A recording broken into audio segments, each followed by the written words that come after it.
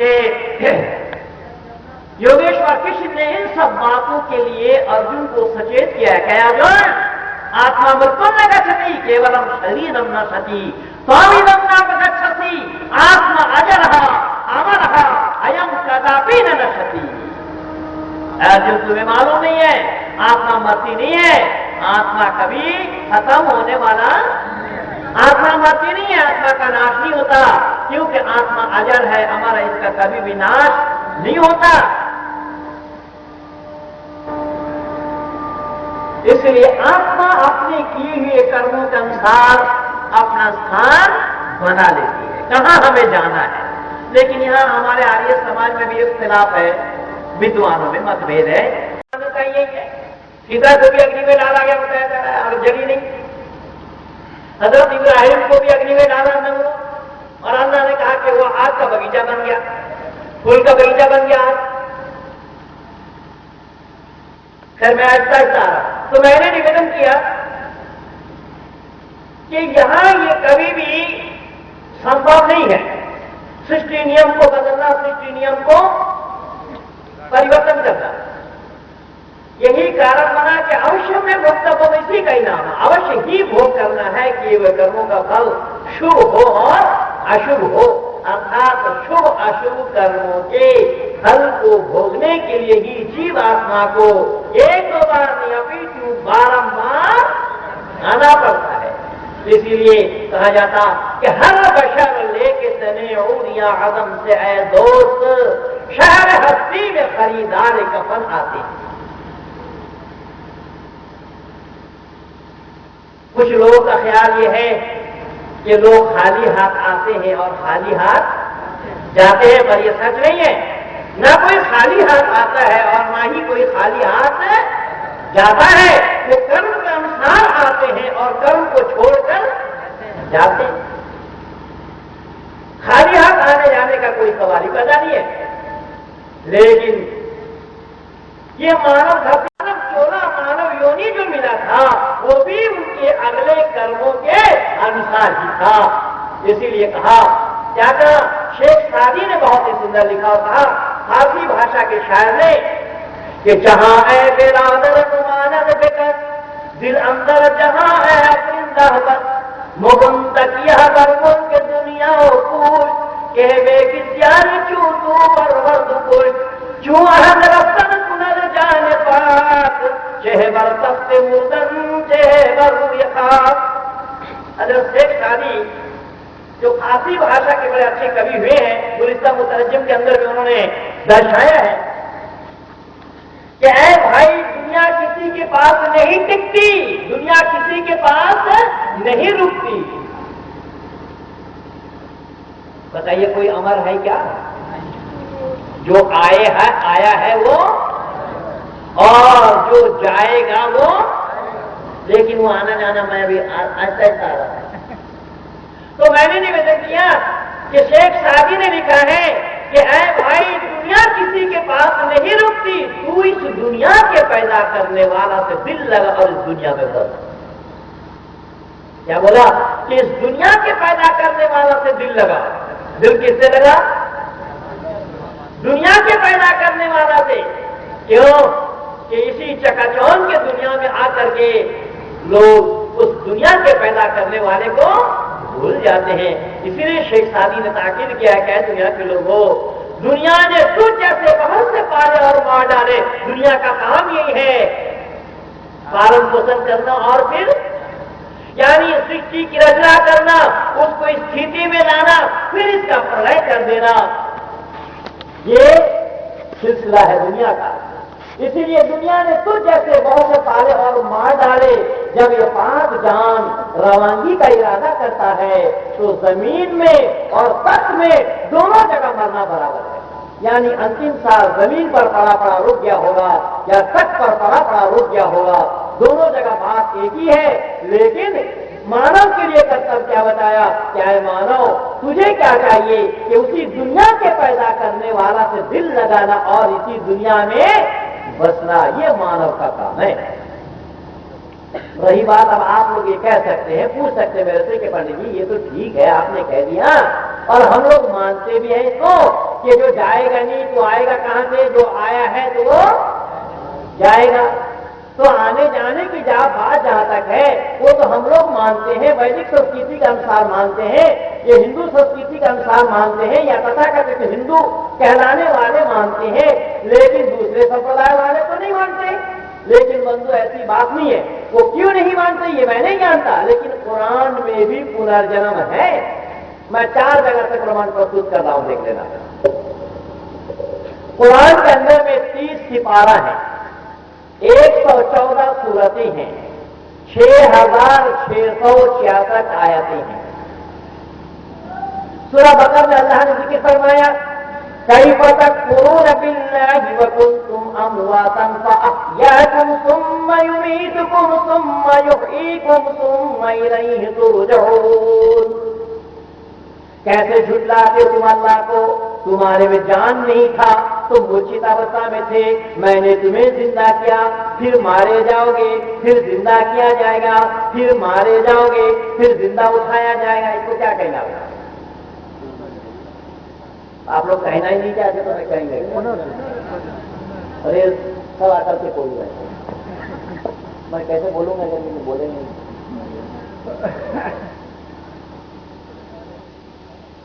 लोगों को कम से कम सोचना चाहिए मैं बोल क्या रहा हूँ, किसका मुकाबला है। सब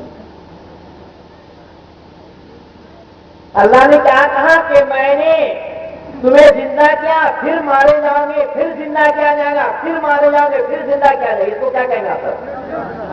भाई मारना और छिड़ाना ये तो सृष्टि का काम है, मैं पहले से बोल रहा हूं। सृष्टि की रचना करना, उसको स्थिति में लाना, फिर इसका प्रलय कर देना, मानव मात्र का किए हुए कर्मों का हल देना, ये इतना ही काम ईश्वर के जिम्मे में है। अगर कोई ये कहे कि ठीक है, कुरान में अल्लाह ने कहा हम जिंदा किया, फिर मारे जाओगे, फिर जिंदा किया जाएगा, फिर मारे जाओगे, वो तो कयामत के लिए है। आइए मैं दूसरी आयत प्रस्तुत करता हूं। सूरह माइदा के अंदर में अल्लाह ने जिक्र फरमाया, कुल हल उनब्बिउकुम बिशर्रिन मिन ज़ालिका मसूबतन इंदल्लाहि मन लअनहुल्लाहु व ग़ज़ब अलैहि व जअला मिनहुमुल क़िरादत वल ख़नाज़ीर व अबदत ताग़ूत। अल्लाह ने जिक्र फरमाया कि कैसे झुठलाते हो हमारी निशानियों को, हम उसे बनाएंगे बंदर और सूअर, जो कि शैतान का परस्तिश करने वाला होगा, जो शैतान का सहचर होगा, शैतान का अनुगामी होगा, शैतान का सहभागिता रहेगा, उसको मैं क्या बनाऊंगा? बंदर और सूअर। और सूअर का नाम लेना चाहिए, बुरा समझते, अल्लाह ने कुरान में सूअर का नाम ले लिया। कुल हल उनब्बिउकुम बिशर्रिन मिन ज़ालिका मसूबतन इंदल्लाहि मन लअनहुल्लाहु व ग़ज़ब। अच्छा बंदो जरा बतलाना कि कारण अगर अल्लाह किसी को बंदर बना दे, सूअर बना दे, तो अल्लाह दोषी होगा या न्यायकारी होगा? क्यों ना कहता हो जाएगा नहीं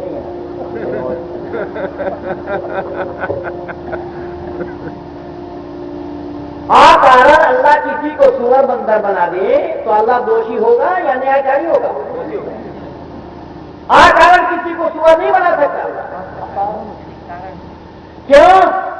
कि वो सूअर वाला, सूअर बनने वाला, सूअर योनि वाला जो काम करेगा उसी को ही बनना होगा, जो बंदर योनि वाला काम करेगा उसी को ही बंदर बनना है, किसी और को भी।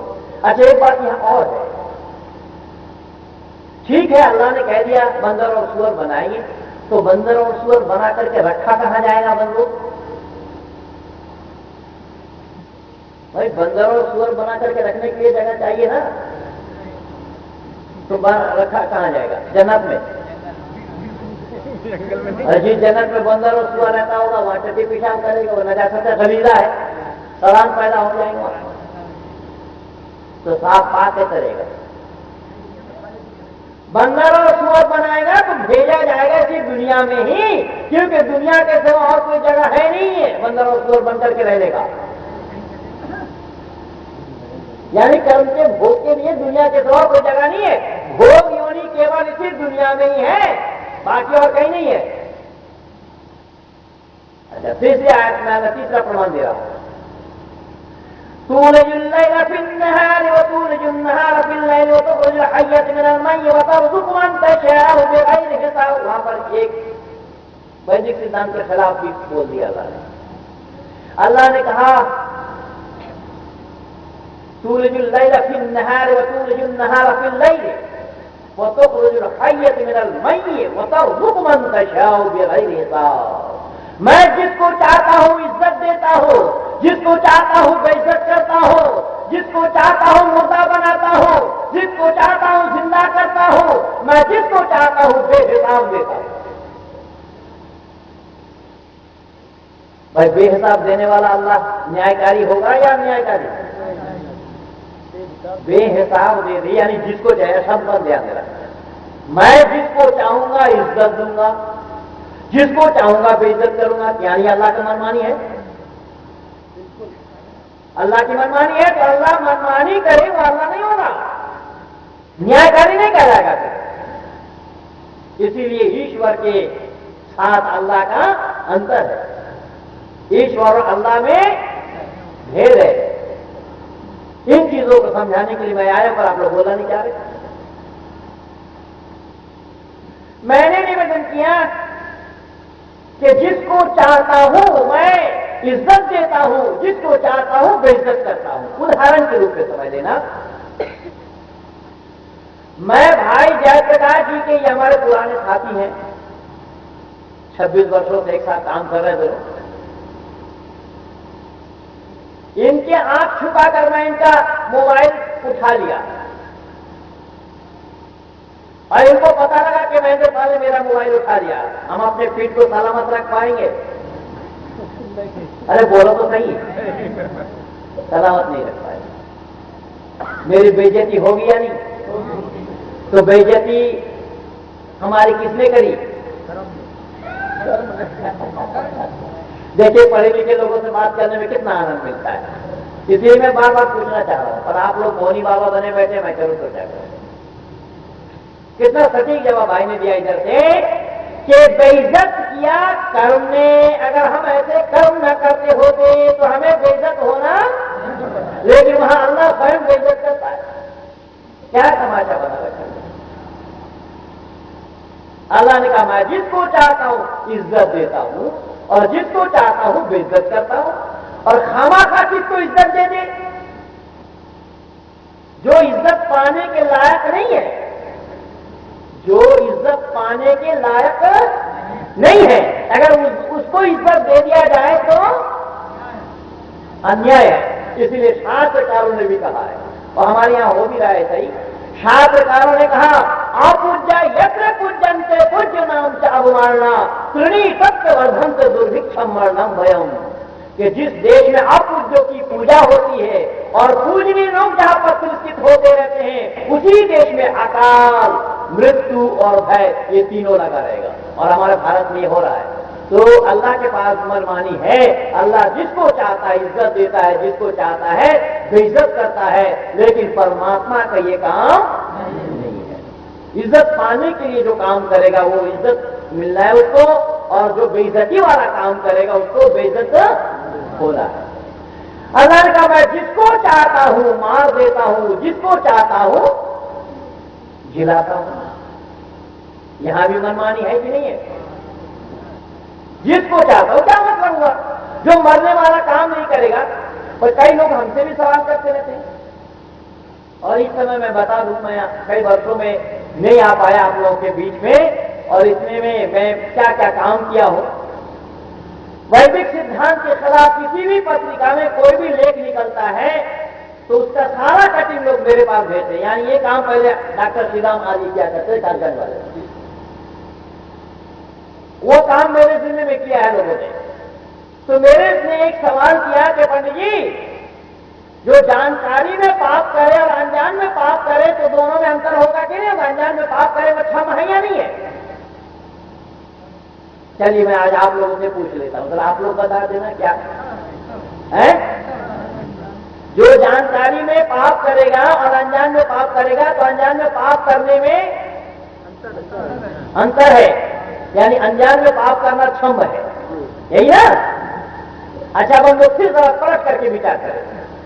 एक आदमी ने जान करके जहर खाया कर्मों के फल को भोगने के लिए। जब कोई मुसलमान मर जाता है तो उसको भी दफनाने के लिए लोग ले जाते हैं कब्रिस्तान।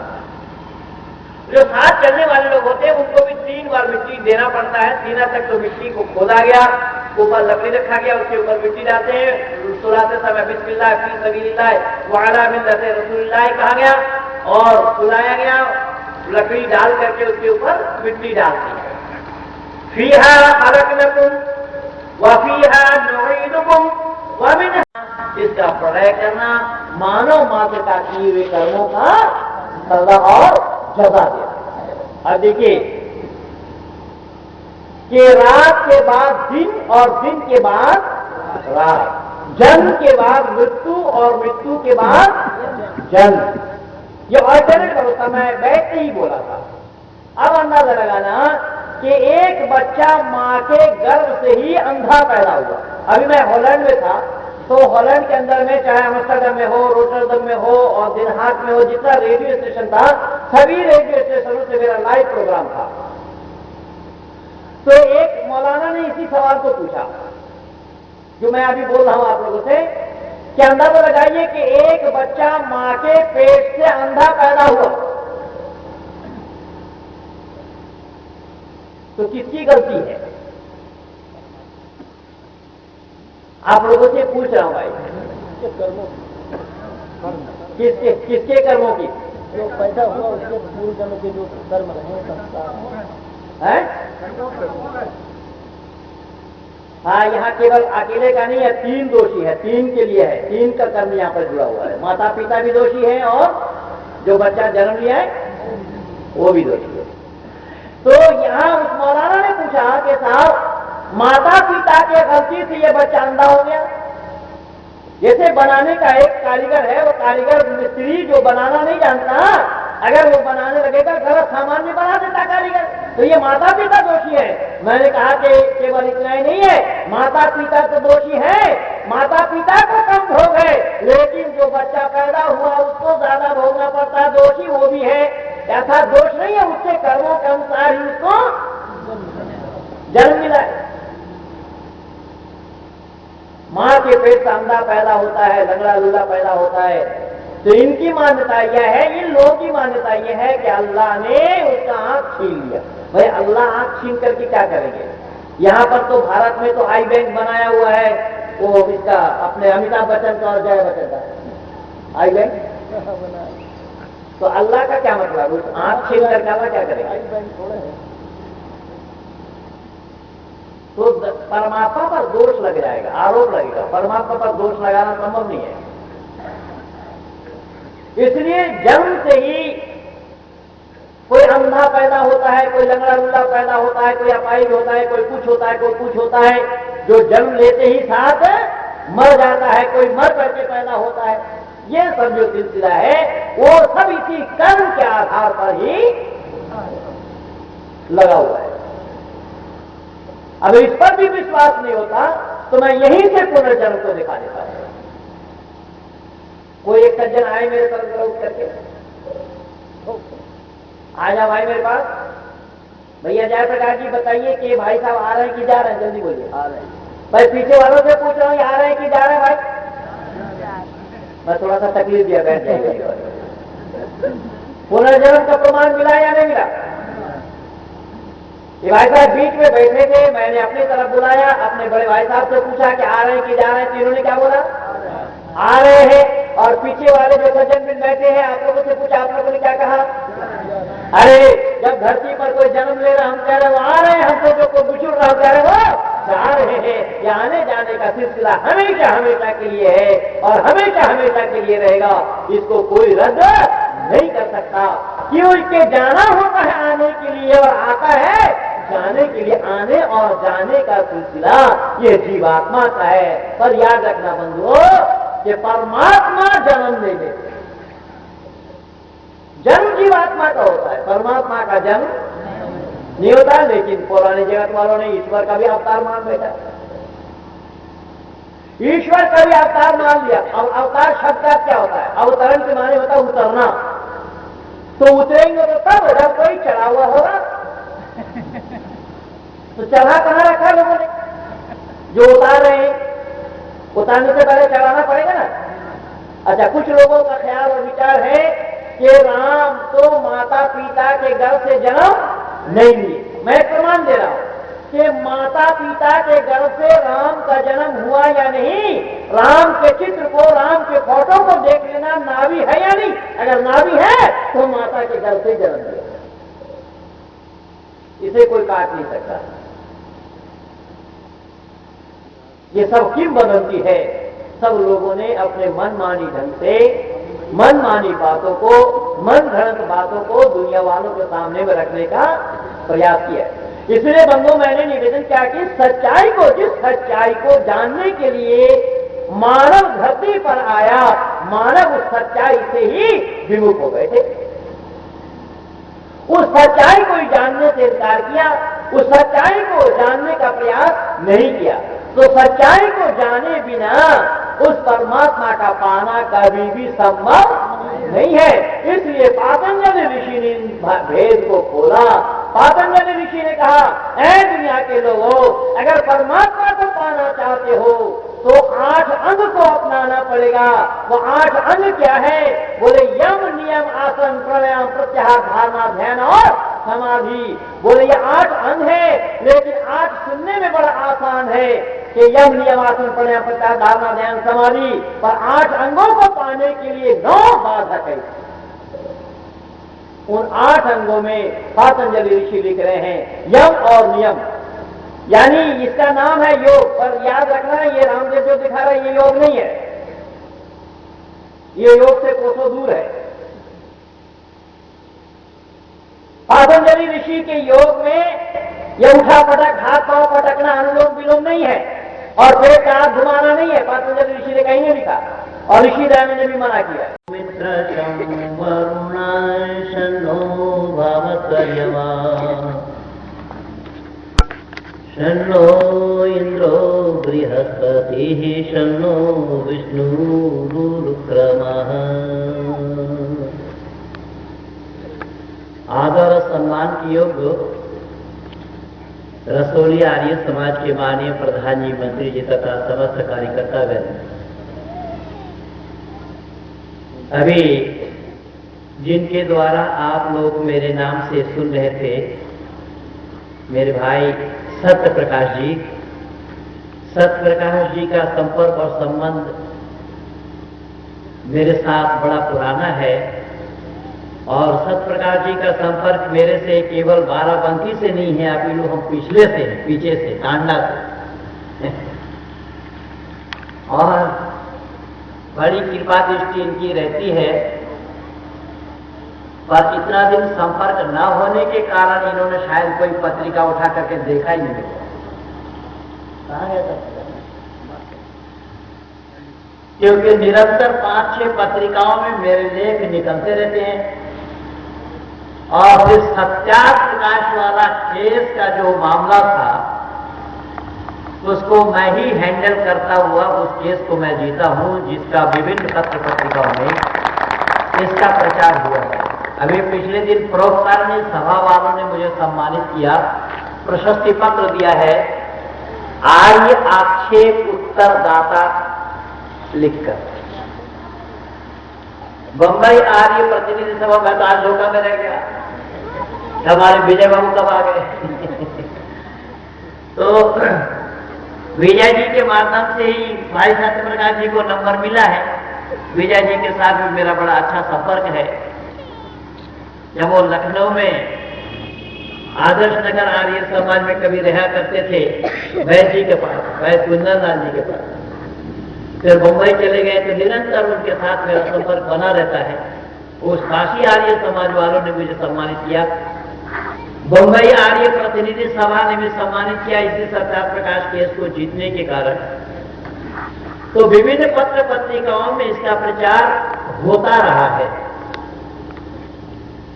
तो महेंद्र पाल का मोबाइल नंबर न होना भाई सत्य प्रकाश जी के पास, ये मैं भी आश्चर्यचकित हो रहा, क्योंकि इनके पास काम बहुत है। एक तो खुद अध्यापक है और फिर चारों तरफ आर्य समाज का प्रोग्राम इनके पास लगा हुआ रहता है। अब नोट छापने में ज्यादा रुचि रखते हैं, पत्रिका कौन पढ़े, तो इसलिए शायद तो शायद उन्होंने मेरे नंबर को पाने में लेट किया है। और हमारे मंच आसीन बाराबंकी आर्य समाज के तथा अन्य और आर्य समाज से आए हुए सभी कार्यकर्ता और अधिकारी वर्ग, सभा में उपस्थित धर्मप्रेमी सज्जन वृंद एवं मान्य मातृशक्ति, बड़े ही तन्मयता के साथ आप लोग 7 बजे से लेकर के 9:15 बज रहा है, इस समय 9:10 हुआ है, अब तक इस मन से हमारे विद्वानों के विचारों को सुने हैं। मेरे लिए आदेश वह है कि मैं कुछ विचार आप लोगों के सामने प्रस्तुत करूं, और ये थोड़ा सा कम करें, बहुत मामूली प्रस्तुत करूं। और भाई जयप्रकाश जी पहाड़ा सुना रहे थे नेताओं का, पर नेताओं के लिए पहले मैं टिप्पणी कर दूं थोड़ा सा, कि इन्होंने तो केवल पहाड़ा ही सुनाया है। बाकी नेताओं के लिए ये कहा जाता है, जैसे हम मानवों में और बंदर में अंतर क्या है। बंदर आपके शहर में भी है, तो मानवों में और बंदर में अंतर यह है कि हम मानव बांट करके खाते हैं और बंदर छीन कर खाता है। मानव में और बंदर में फर्क क्या है कि हम मानव बांट करके खाते हैं और बंदर छीन करके खाता है। लेकिन फिर भी ये मानव बंदरों को सरेआम बाजार में नचाकर दिखा देता है कि वह आदमी का भी रोल करता है। कौन? बंदर। कहने का उद्देश्य यह है कि बंदर आदमी बन सकता है, लेकिन आदमी बंदर, बोलिए तो, नहीं बन सकता। आप लोगों से बुलवाना मैं इसीलिए चाह रहा हूं कि आपकी आवाज भी आ जाएंगे इसमें, इसीलिए बोलते रहिए। आपको भी, आप भी देखेंगे और आपकी आवाज भी सुनेंगे और लोग भी देखेंगे। हम मानवों में और भालू में अंतर क्या है? हम मानव बाल कटवाते हैं और भालू को बाल कटवाना नहीं पड़ता।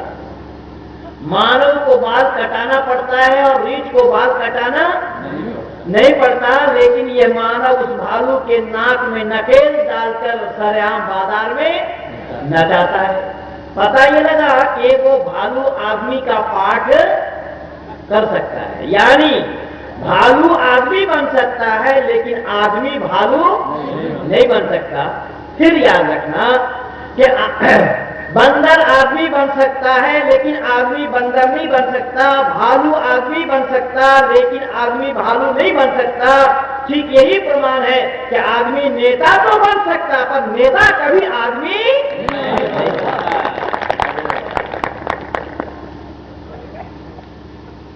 ये मत समझिए कि भाई जयप्रकाश जी ही जानते हैं, हम लोग भी कुछ जान करके ही निकले हैं।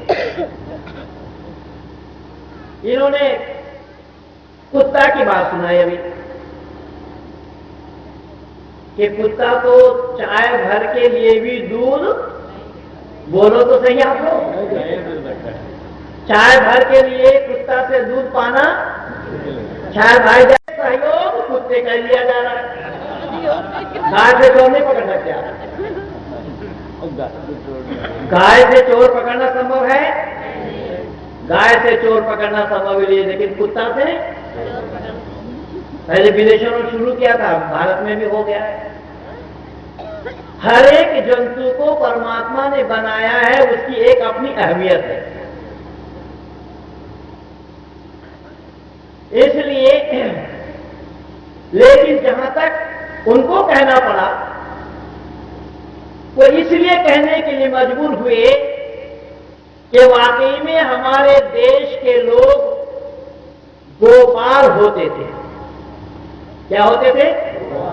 गोपाल होते थे। लेकिन आज उन गौपालकों ने कुत्ता पालना शुरू किया, इसीलिए उनको दुख है।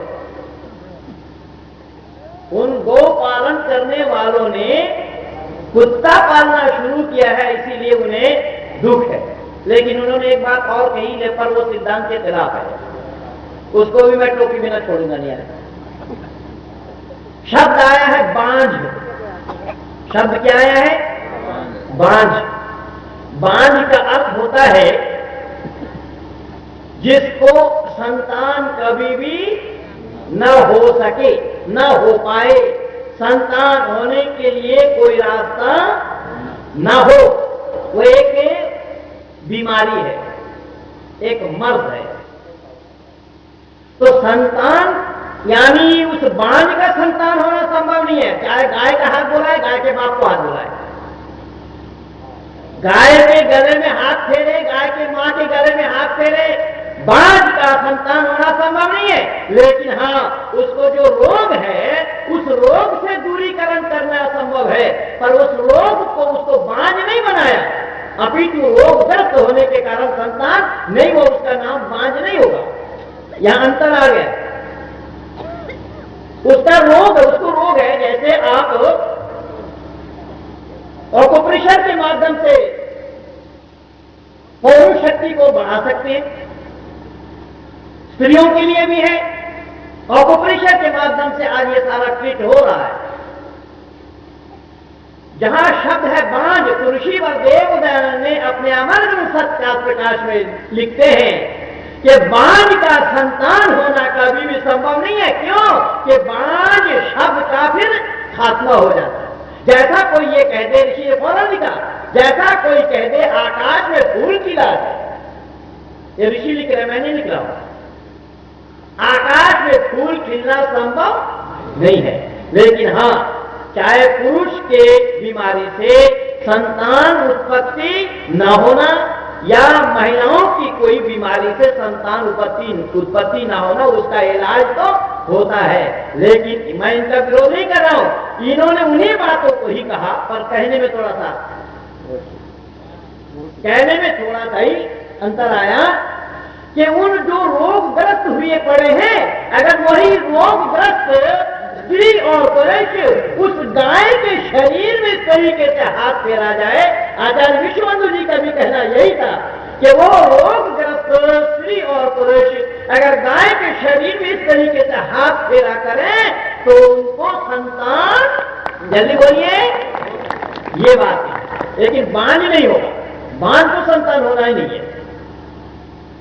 तो कहने का मतलब और तात्पर्य ये है कि वैदिक संस्कृति पर जो कुठाराघात हुआ है, तो हमारे विद्वान जब उन्हीं बातों को ही आप लोगों को दर्शा रहे थे, और इन्होंने तो उस गौकर्णा निधि जो ऋषि वरदेव दयानंद कृत है, उस गौकर्णा निधि में स्वामी जी ने इतना सुंदर, जबकि एक छोटी सी बुकलेट है, लगभग उसमें केवल 8 या 10 पृष्ठ हैं, उन 8-10 पृष्ठों के अंदर में ऋषि वरदेव दयानंद ने उन गौ की महत्ता को उजागर किया है।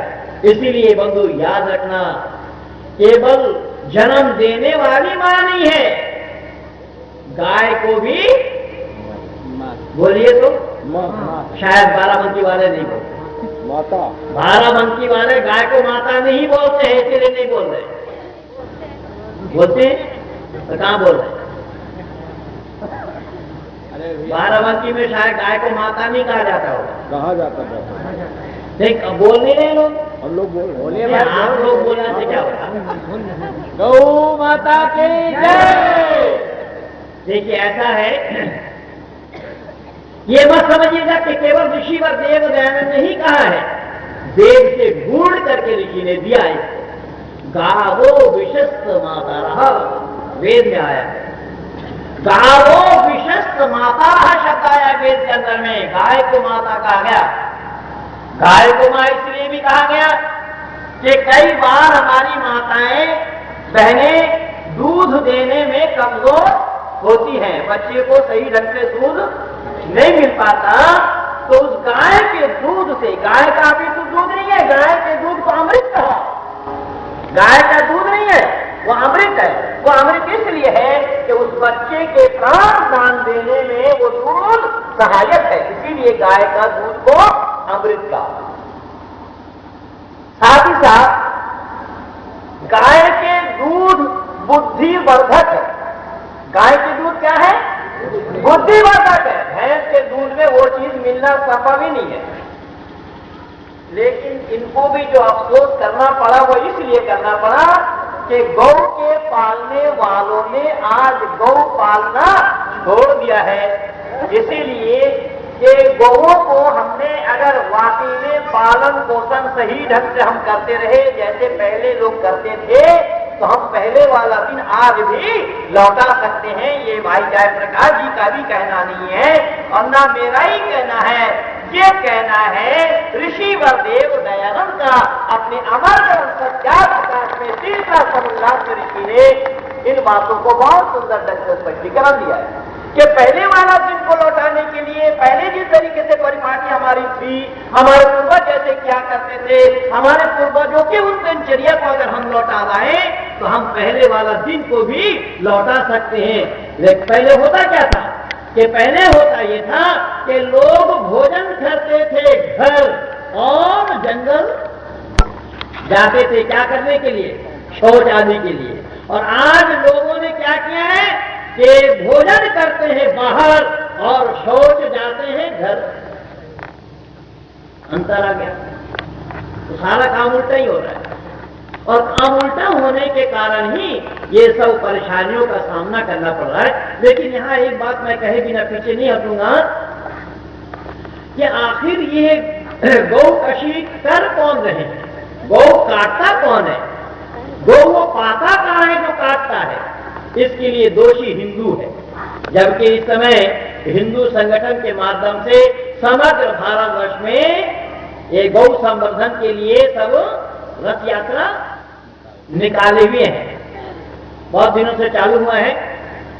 तो कई बार कई जगह का मैं भी मुख्य वक्ता के रूप में वहां पर आमंत्रित हूं। तो मैंने निवेदन किया कि आखिर जो गौ रक्षा के लिए हम कर रहे हैं, गौ रक्षा की बात कर रहे हैं, तो गौ रक्षा हमें क्यों करना पड़ेगा? तो पता ये लगा इसका समाधान ये है कि गौ रक्षा हमें इसलिए करना पड़ रहा है कि गौ के ऊपर, गौ माता के ऊपर हमने स्वयं जुल्म ढाया है। और इसके लिए मैं जिम्मेदार मानता हूं हिंदुओं को। क्यों मानता हूं वो सुन लीजिएगा।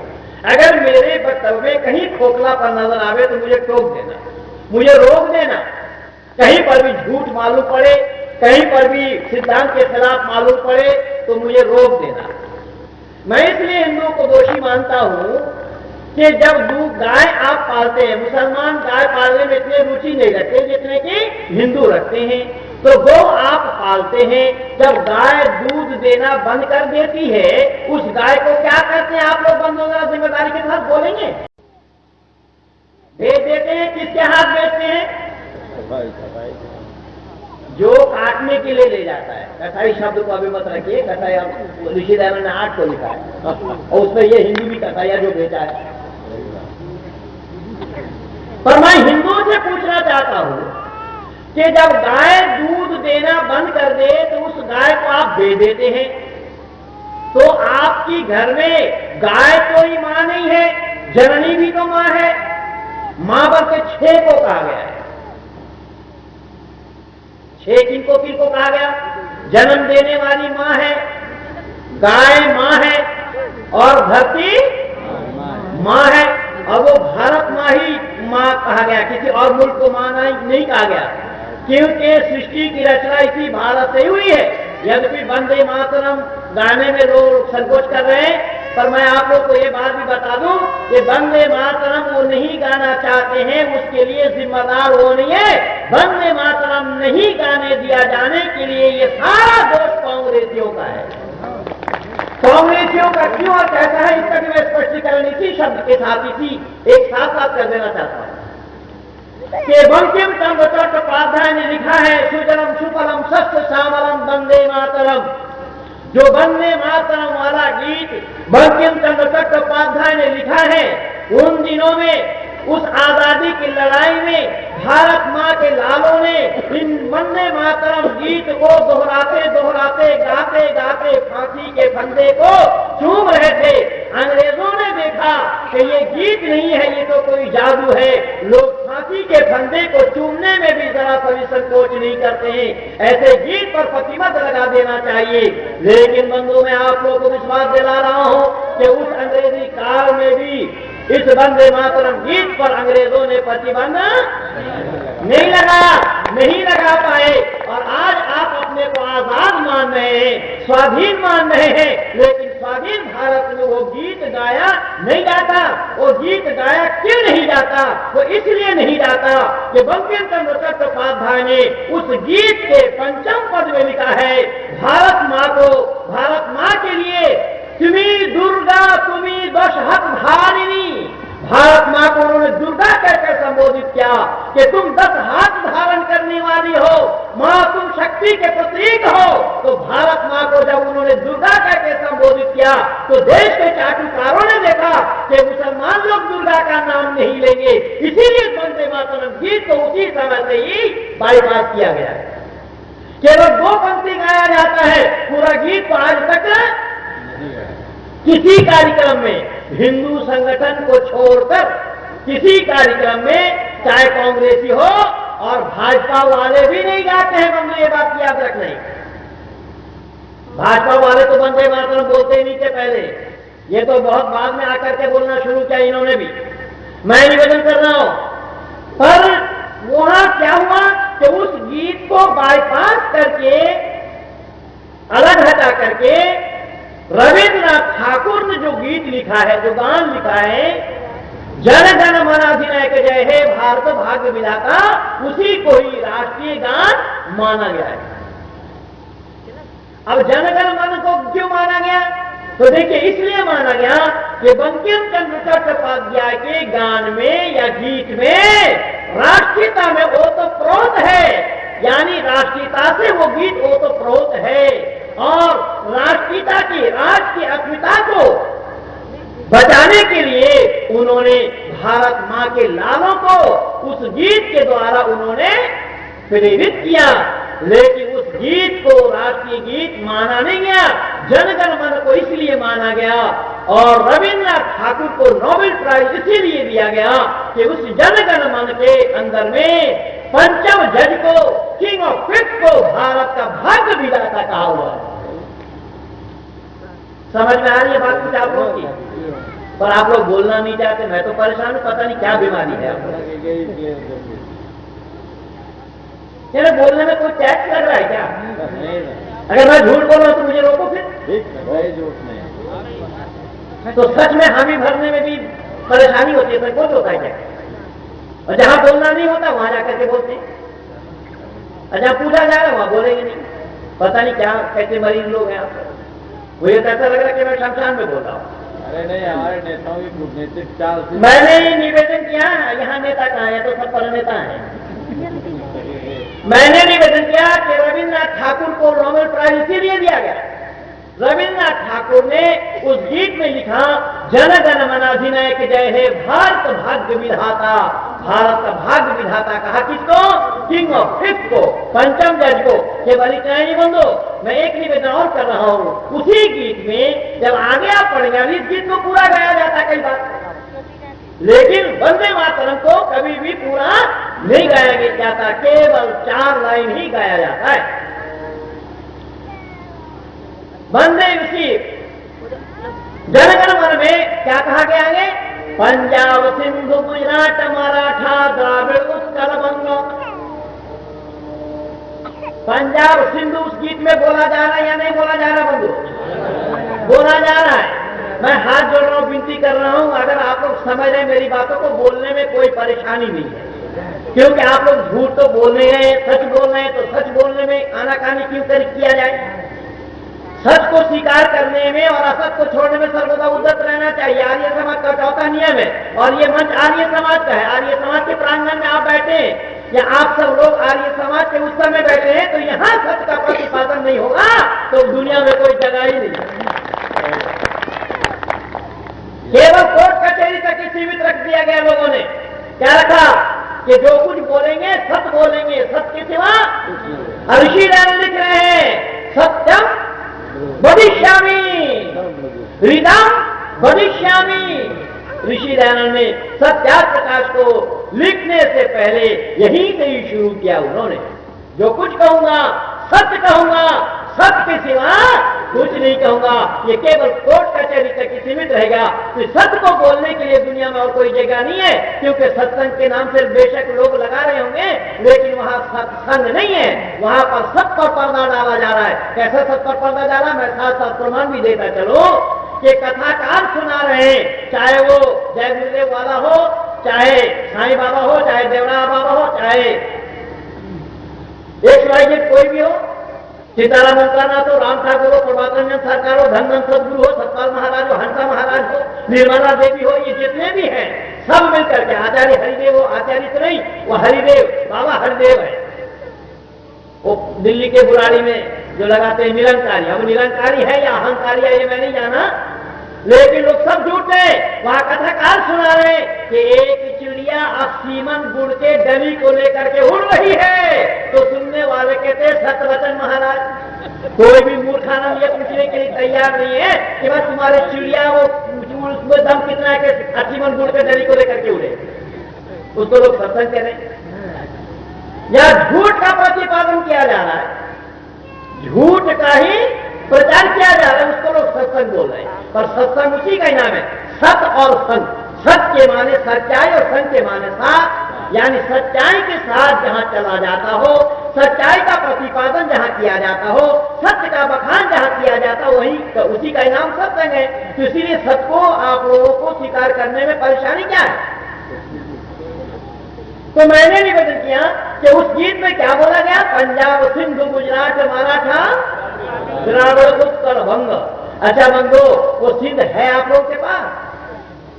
है शायद बाराबंकी वालों के पास है, सिंध नहीं है। तो अब भी तो कहने में लज्जा आनी चाहिए थी, है? पर लोग हैं बेशर्म, अब कहे लज्जा आवे किनको? जैसा आप लोग भी बेशर्मी के लिए कर रहे हैं ना, मुझे भी टोकना पड़ रहा है, ये भी मैं बेशर्म कहूंगा फिर। तो अब बेशर्मियों की हद हो गई, बेशर्मियों की भी हद हो गई। वो सिंध है नहीं हमारे पास, लेकिन फिर भी चिल्लाया जा रहा है पंजाब सिंधु गुजरात मराठा द्राविड़ उत्कल वंग कहा जा रहा है। अगर सिंध को कोई इस सिंध के संदर्भ में उन्होंने कहा कि सप्त सिंधु को शिक्षा के साथ जोड़ा गया है। ठीक है, मैं अगर मान लेता हूं कि सिंध को या सिंधु को अगर आप विद्या के साथ जोड़ेंगे तो उसमें आगे भी तो कब बोला गया है, क्या बोला गया है? गुजरात मराठा द्रविड़ उत्कल और बंगाल, ये क्यों इनको कहा किसके साथ जोड़ेंगे? इसलिए ये पाठ सरासर गलत है। तो हमें ये पाठ पढ़ाया गया, इसीलिए मैंने निवेदन किया कि हिंदुओं ने इस पर चिंतन और विचार नहीं किया। तो हिंदू लोग गाय किसको बेचते हैं? जो गाय को लेकर काटते हैं। ठीक है, मैं मान लेता हूं कि हिंदुओं ने गाय बेचा कब? जब दूध देना बंद किया। तो गाय दूध देना बंद कर दिया, तो मां, आपने किसको कहा? गाय को मां कहा। फिर मैं याद दिला रहा हूं, एक जन्म देने वाली जननी को भी मां कहा, एक गाय को आपने मां कहा, और एक धरती को आपने मां कहा, और एक गंगा को आपने मां कहा, और एक वेद को भी आपने मां का स्तुता माया वरदा वेद माता, और परमात्मा को माता और पिता दोनों कहा जाता है। इसलिए बंधु मैं निवेदन कर रहा हूं, इसके एक अतिरिक्त कोई नाम माता कहीं किसी के पास नहीं है। इसलिए ये बच्चे का पिता कौन है वो केवल मां ही जानती है और किसी को मालूम नहीं। पर दुनिया वालों ने आज इसी पर ही कुठाराघात किया हुआ है, चाहे जितने भी राजनीतिक पार्टी हैं सबने मिलकर के, क्योंकि बच्चे के पिता कौन है वो केवल मां ही जानती है। इसीलिए भारत मां आंख में उंगली डाल करके बतला रही है कि राम का जन्म इसी भारत में ही हुआ था। आज तो टेक्स्ट बुक से अभी पिछले दिन जब अर्जुन सिंह थे ना, मानव संसाधन विकास मंत्रालय में, अब तो कपिल सिब्बल को लिया गया है। तो उन्होंने टेक्स्ट बुक से राम का, सीता का और हनुमान का नाम, तो उस समय हमारा एक आंदोलन है शिक्षा बचाओ आंदोलन, दिल्ली यूनिवर्सिटी के वाइस चांसलर का गिराव हुआ, उसमें मेरा वक्तव्य यही था।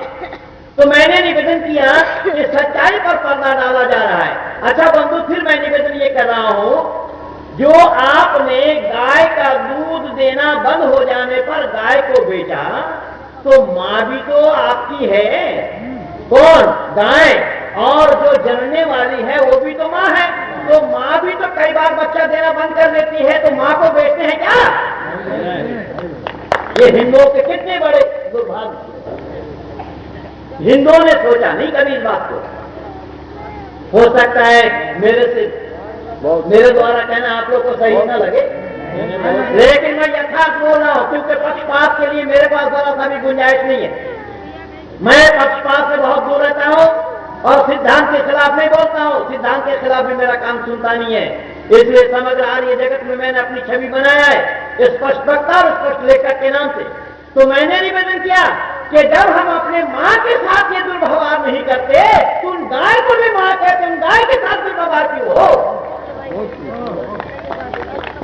दोषी हमारा दोषी हम ही है, हमने ही बेचा है उस गाय को।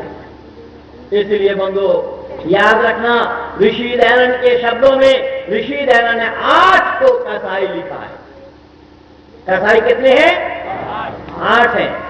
क्या आप लोगों को बोलना है? वैसे 2-3 माइक और है, मैं इतना कंफ्यूज भी नहीं हूं, एक दे सकता हूं किसी को बोलना हो तो। 8 को ऋषि ने कसाई लिखा है। कौन कौन? सबसे पहला जो गाय को बेचा, उस गाय को खरीदा, जो अब उसको काटा, जो उस मांस को बेचा, जो उस मांस को खरीदा और उस मांस को जो पकाया, उस मांस को जो खाया, ये सब के सब कसाई हैं। वो मेरे दृष्टि में नहीं, ऋषि दयानंद की दृष्टि में कसाई है। सबको कसाई कहा जाता है। ऋषि ने सबको कसाई लिखा है। और देखिए कसाई शब्द क्या है? कसाई शब्द उससे जुड़ा हुआ है कि जिसके शरीर में रहम नाम की कोई चीज न हो। अरे बंधु बोलो तो सही, जुबान शुद्ध कर लो, ये आनंद और जगह मिलने वाला नहीं है। अटल बिहारी वाजपेयी नहीं सुना सकते। जिसके दिल में कोई, अरे गौरक्षा के लिए भारत भर में आंदोलन चला रहे हो, लेकिन वो नहीं सुना सकते। वो सब लोग मुझे याद करते हैं, महेंद्र पाल को ढूंढा जाए, जगह जगह से बोला रहा पंडित जी कहां हैं, आपको ढूंढ रहे हैं। अरे भैया मैं भी अपना कार्यक्रम में लगा हूं, फर्स्ट पे बनो तो आर्य समाज को देता हूं मैं। तो मैंने निवेदन किया कि ये जो तरीका है, इस तरीका को अगर हम लोग सही ढंग से मान लें, उस पर अमल करें, तो हमें ज्यादा परेशानी का सामना करना नहीं पड़ेगा। लेकिन हमने अपने आप में ही इस परेशानी को क्रिएट किया है। इन परेशानी को हमने अपने आप में ही मोड़ा है, हमने अपने आप में ही तैयार किया है। इसलिए उन लोगों को हम दोष देते हैं। लेकिन मंगों केवल इतना नहीं, मैं फिर निवेदन करूंगा कि मांसाहारी केवल मुसलमान नहीं, मांसाहारी हिंदू भी है। नेपाल में 5 वर्ष में एक मेला लगता है, जो नेपाल को हिंदू राष्ट्र कहा जाता रहा अब तक। समग्र विश्व के आंगन में एक ही राष्ट्र था, नेपाल हिंदू राष्ट्र। पर इन मुसलमानों के और कम्युनिस्टों के षड्यंत्र से वो भी राष्ट्र अब सेकुलर बन गया है। तो वहां पर 5 वर्ष में एक मेला लगता है, गरी माई के मेला के नाम से जाना जाता है। मक्खी, मच्छर और खटमल को छोड़ करके सब वहां पर बलि चलाया जाता है। वहां कोई मुसलमान चलाने के लिए जा रहा है? मैं तो खास तौर से कलकत्ता शहर का रहने वाला हूं। भाई सत्य प्रकाश जी को बखूबी मालूम है, भाई जय प्रकाश जी को बखूबी मालूम है, और हमारे जितने पुराने मित्र मंडली हैं सबको बखूबी मालूम है। मैं बंगाल प्रांत का रहने वाला हूं, कलकत्ता शहर का रहने वाला हूं। मैं जब वहां बचपन में देखा सुना, तो वहां तो यही हमें सुनने को मिलता था कि काली कलकत्ता वाली, और उस काली के मंदिर में मैं देखता था कि बकरे का बलि चढ़ाते हैं लोग, लेकिन जवान होकर के देखने लगा, आर्य समाज में आकर के भी वहां देखा कि अब वहां बकरा नहीं चढ़ाया जाता, भैंसा चढ़ाया जाता। भैंसा कहां चढ़ाया जा रहा है? तो बंधुओं जरा विचार करके फिर देखना कि बकरा चढ़ाया जाता रहा, भैंसा चढ़ाया जा रहा है, वो कोई मुसलमान चढ़ा रहा है या कौन चढ़ा रहा है? हिंदू चढ़ा रहा है। हिंदू चढ़ा रहा है। इसका मतलब ये हुआ कि हिंदू भी मांसाहार करता है। अरे हिंदू क्या मांसाहार करेगा? ओ हिंदू, कान खोल करके सुन लो कि तुम्हारा सन्यासी भी गोमांस खाया, सन्यासी के गुरु गोमांस खाए, स्वामी विवेकानंद गोमांस खाया, और रामकृष्ण परमहंस देव ने भी गोमांस खाया। चुल्लू भर पानी में हिंदू को डूब मरना चाहिए। जो गर्व से काम हिंदू है कह रहे हैं, काय का गर्व है मैं नहीं समझ पाया। स्वामी विवेकानंद गोमांस खा रहे, विदेश में जाकर के जब गोमांस खा रहे हैं, वो खाते तो रहे यहां भी।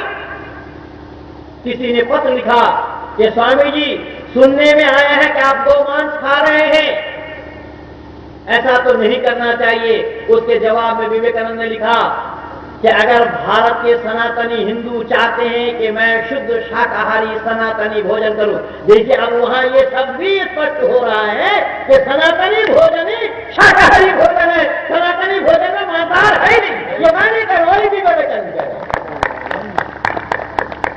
कि भारत के हिंदू अगर चाहते हैं शुद्ध शाकाहारी सनातनी भोजन मैं करूं, तो इन हिंदुओं को चाहिए कि पाचक भारत से भेज दें और उसके वेतन दे भी वही भरे, वेतन मान भी वही भरे। ये स्वामी विवेकानंद का कहना है। आप कहेंगे कहां कहां? मैं आपको पुस्तक का नाम बता देता हूं, स्वामी विद्यानंद जी। वो विद्यानंद विदेह नहीं, अभी पिछले दिन दीक्षित जी, लक्ष्मी नारायण दीक्षित जिनका नाम था पहले, कई डीएवी कॉलेज के प्रिंसिपल रहे हैं, बाद में उन्होंने संन्यास लिया, स्वामी विद्यानंद जी नाम पड़ा और मॉडल टाउन में रहते रहे। और उन्होंने किसी स्वामी जी ने लिखा है विवेकानंद और दयानंद, उस पुस्तक में आप देख सकते हैं विवेकानंद का दिनचर्या। केवल इतना नहीं, जिसका जीते जागता मैं एक प्रमाण बैठा हूं कि स्वामी विवेकानंद अकेले ही गोमांस का भक्षण नहीं किया, अपितु रामकृष्ण परमहंस देव भी गोमांस खाते रहे। केवल रामकृष्ण परमहंस देव ने गोमांस ही नहीं खाया, रामकृष्ण परमहंस देव नमाज भी पढ़ने के लिए गए, नमाज भी पढ़े। जब रामकृष्ण परमहंस देव से पूछा जा रहा है कि बाबा अपनी नमाज पढ़ी कैसे, कहना बंगला भाषी थे, बंगला भाषी ने बंगला भाषा में पूछा कि बाबा आप नमाज क्यों पढ़ रहे हैं? तो रामकृष्ण परमहंस देव ने जवाब दिया, আমি নামাজ পড়িয়া দেখিতে চাইতেছি ईश्वर पावा जाए कि ना, कि मैं नमाज पढ़ करके देखना चाहता हूँ ईश्वर को पाया जा सकता या नहीं। कहने का मतलब ये हुआ कि अगर रामकृष्ण परमहंस देव सच्चाई को जानते होते, उनको अगर आस्था होती इस वेद पर, तो किसी और के पास जाकर के परमात्मा को ढूंढने के लिए कोई जगह पता ये चला कि रामकृष्ण परमहंस देव भी परमात्मा को नहीं जानते थे। भले ही ये हिंदू कुछ भी कहें, कुछ कहने के लिए तो छूट है, कुछ कह रहे हैं, लेकिन मैं दावा के साथ कह रहा हूं ये सारा खजाना मैं लिए बैठा हूं, किसी के पास इसका कोई जवाब नहीं। केवल इतना नहीं, रामकृष्ण परमहंस देव जो काली के भक्त थे, आप जब नरेंद्र गए वहां, जब विवेकानंद बने नहीं, नरेंद्र नाम था इनका, जब ये गए पहली बार मिलने के लिए कि बाबा अपनी माँ के देखिया चनकी, क्या आपने माँ को देखा है क्या?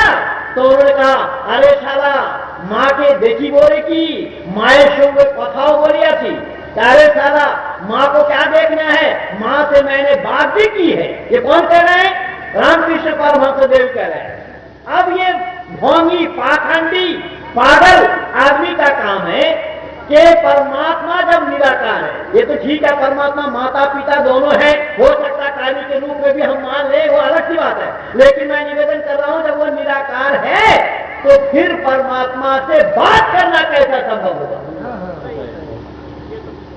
इसका मतलब ये हुआ वो ढोंगी और पाखंडी थे। केवल वो पाखंडी नहीं, उनके पाखंड का उजागर किया रामकृष्ण परमहंस देव के गुरु, जिनका नाम तोतापुरी था। तोतापुरी ने इस पाखंड का उजागर किया। क्या कहा तोतापुरी ने, जब ये रामकृष्ण परमहंस देव वही माँ डालो वही माँ जाते ये सब करते रहे, वो माँ जा रही है, वो माँ जा रही है, इधर जा रही उधर जा रही है, माँ के नाम से दुनिया भर का बाउंडर मचाते रहे, जो मरीज आदमी का काम था। तोतापुरी ने कांच का टुकड़ा लिया और इस कपाल में लगा दिया चीरा। जब कपाल में चीरा लग गया तो कट जाने से खून निकलने लगा। जब खून निकलने लगा तो जलन शुरू हुआ।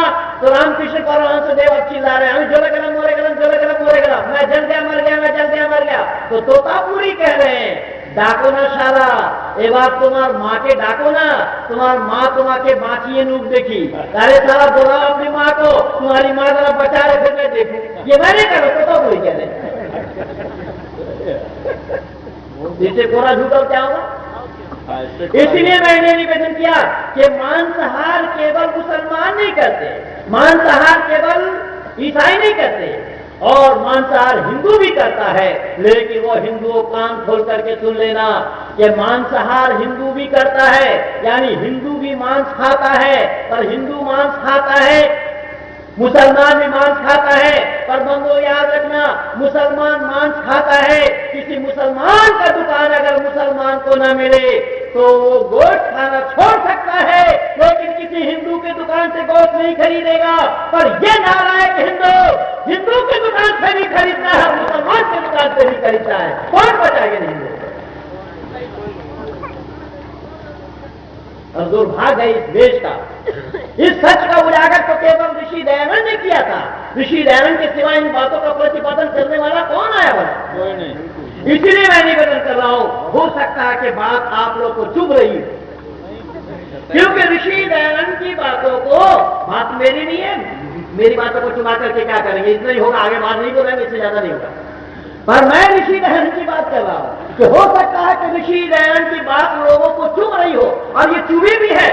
अगर ऋषि दयानंद की बात न चुभती होती तो फिर अलग से हट करके राष्ट्रीय स्वयंसेवक बनाने का क्या काम था 1925 में, जब आर्य समाज 1875 में बनाया जा चुका था, फिर हिंदू संगठन बनाने का क्या काम था?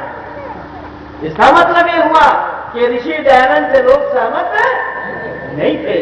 ऋषि दयानंद से लोग ऋषि दयानंद की विचारधारा को नहीं ले पाए, आज भी नहीं ले रहे। यही सब कारण है। जबकि ऋषि दयानंद ने हमेशा मरते दम तक किसी हिंदू जाति को बचाने के लिए सारा काम किया है।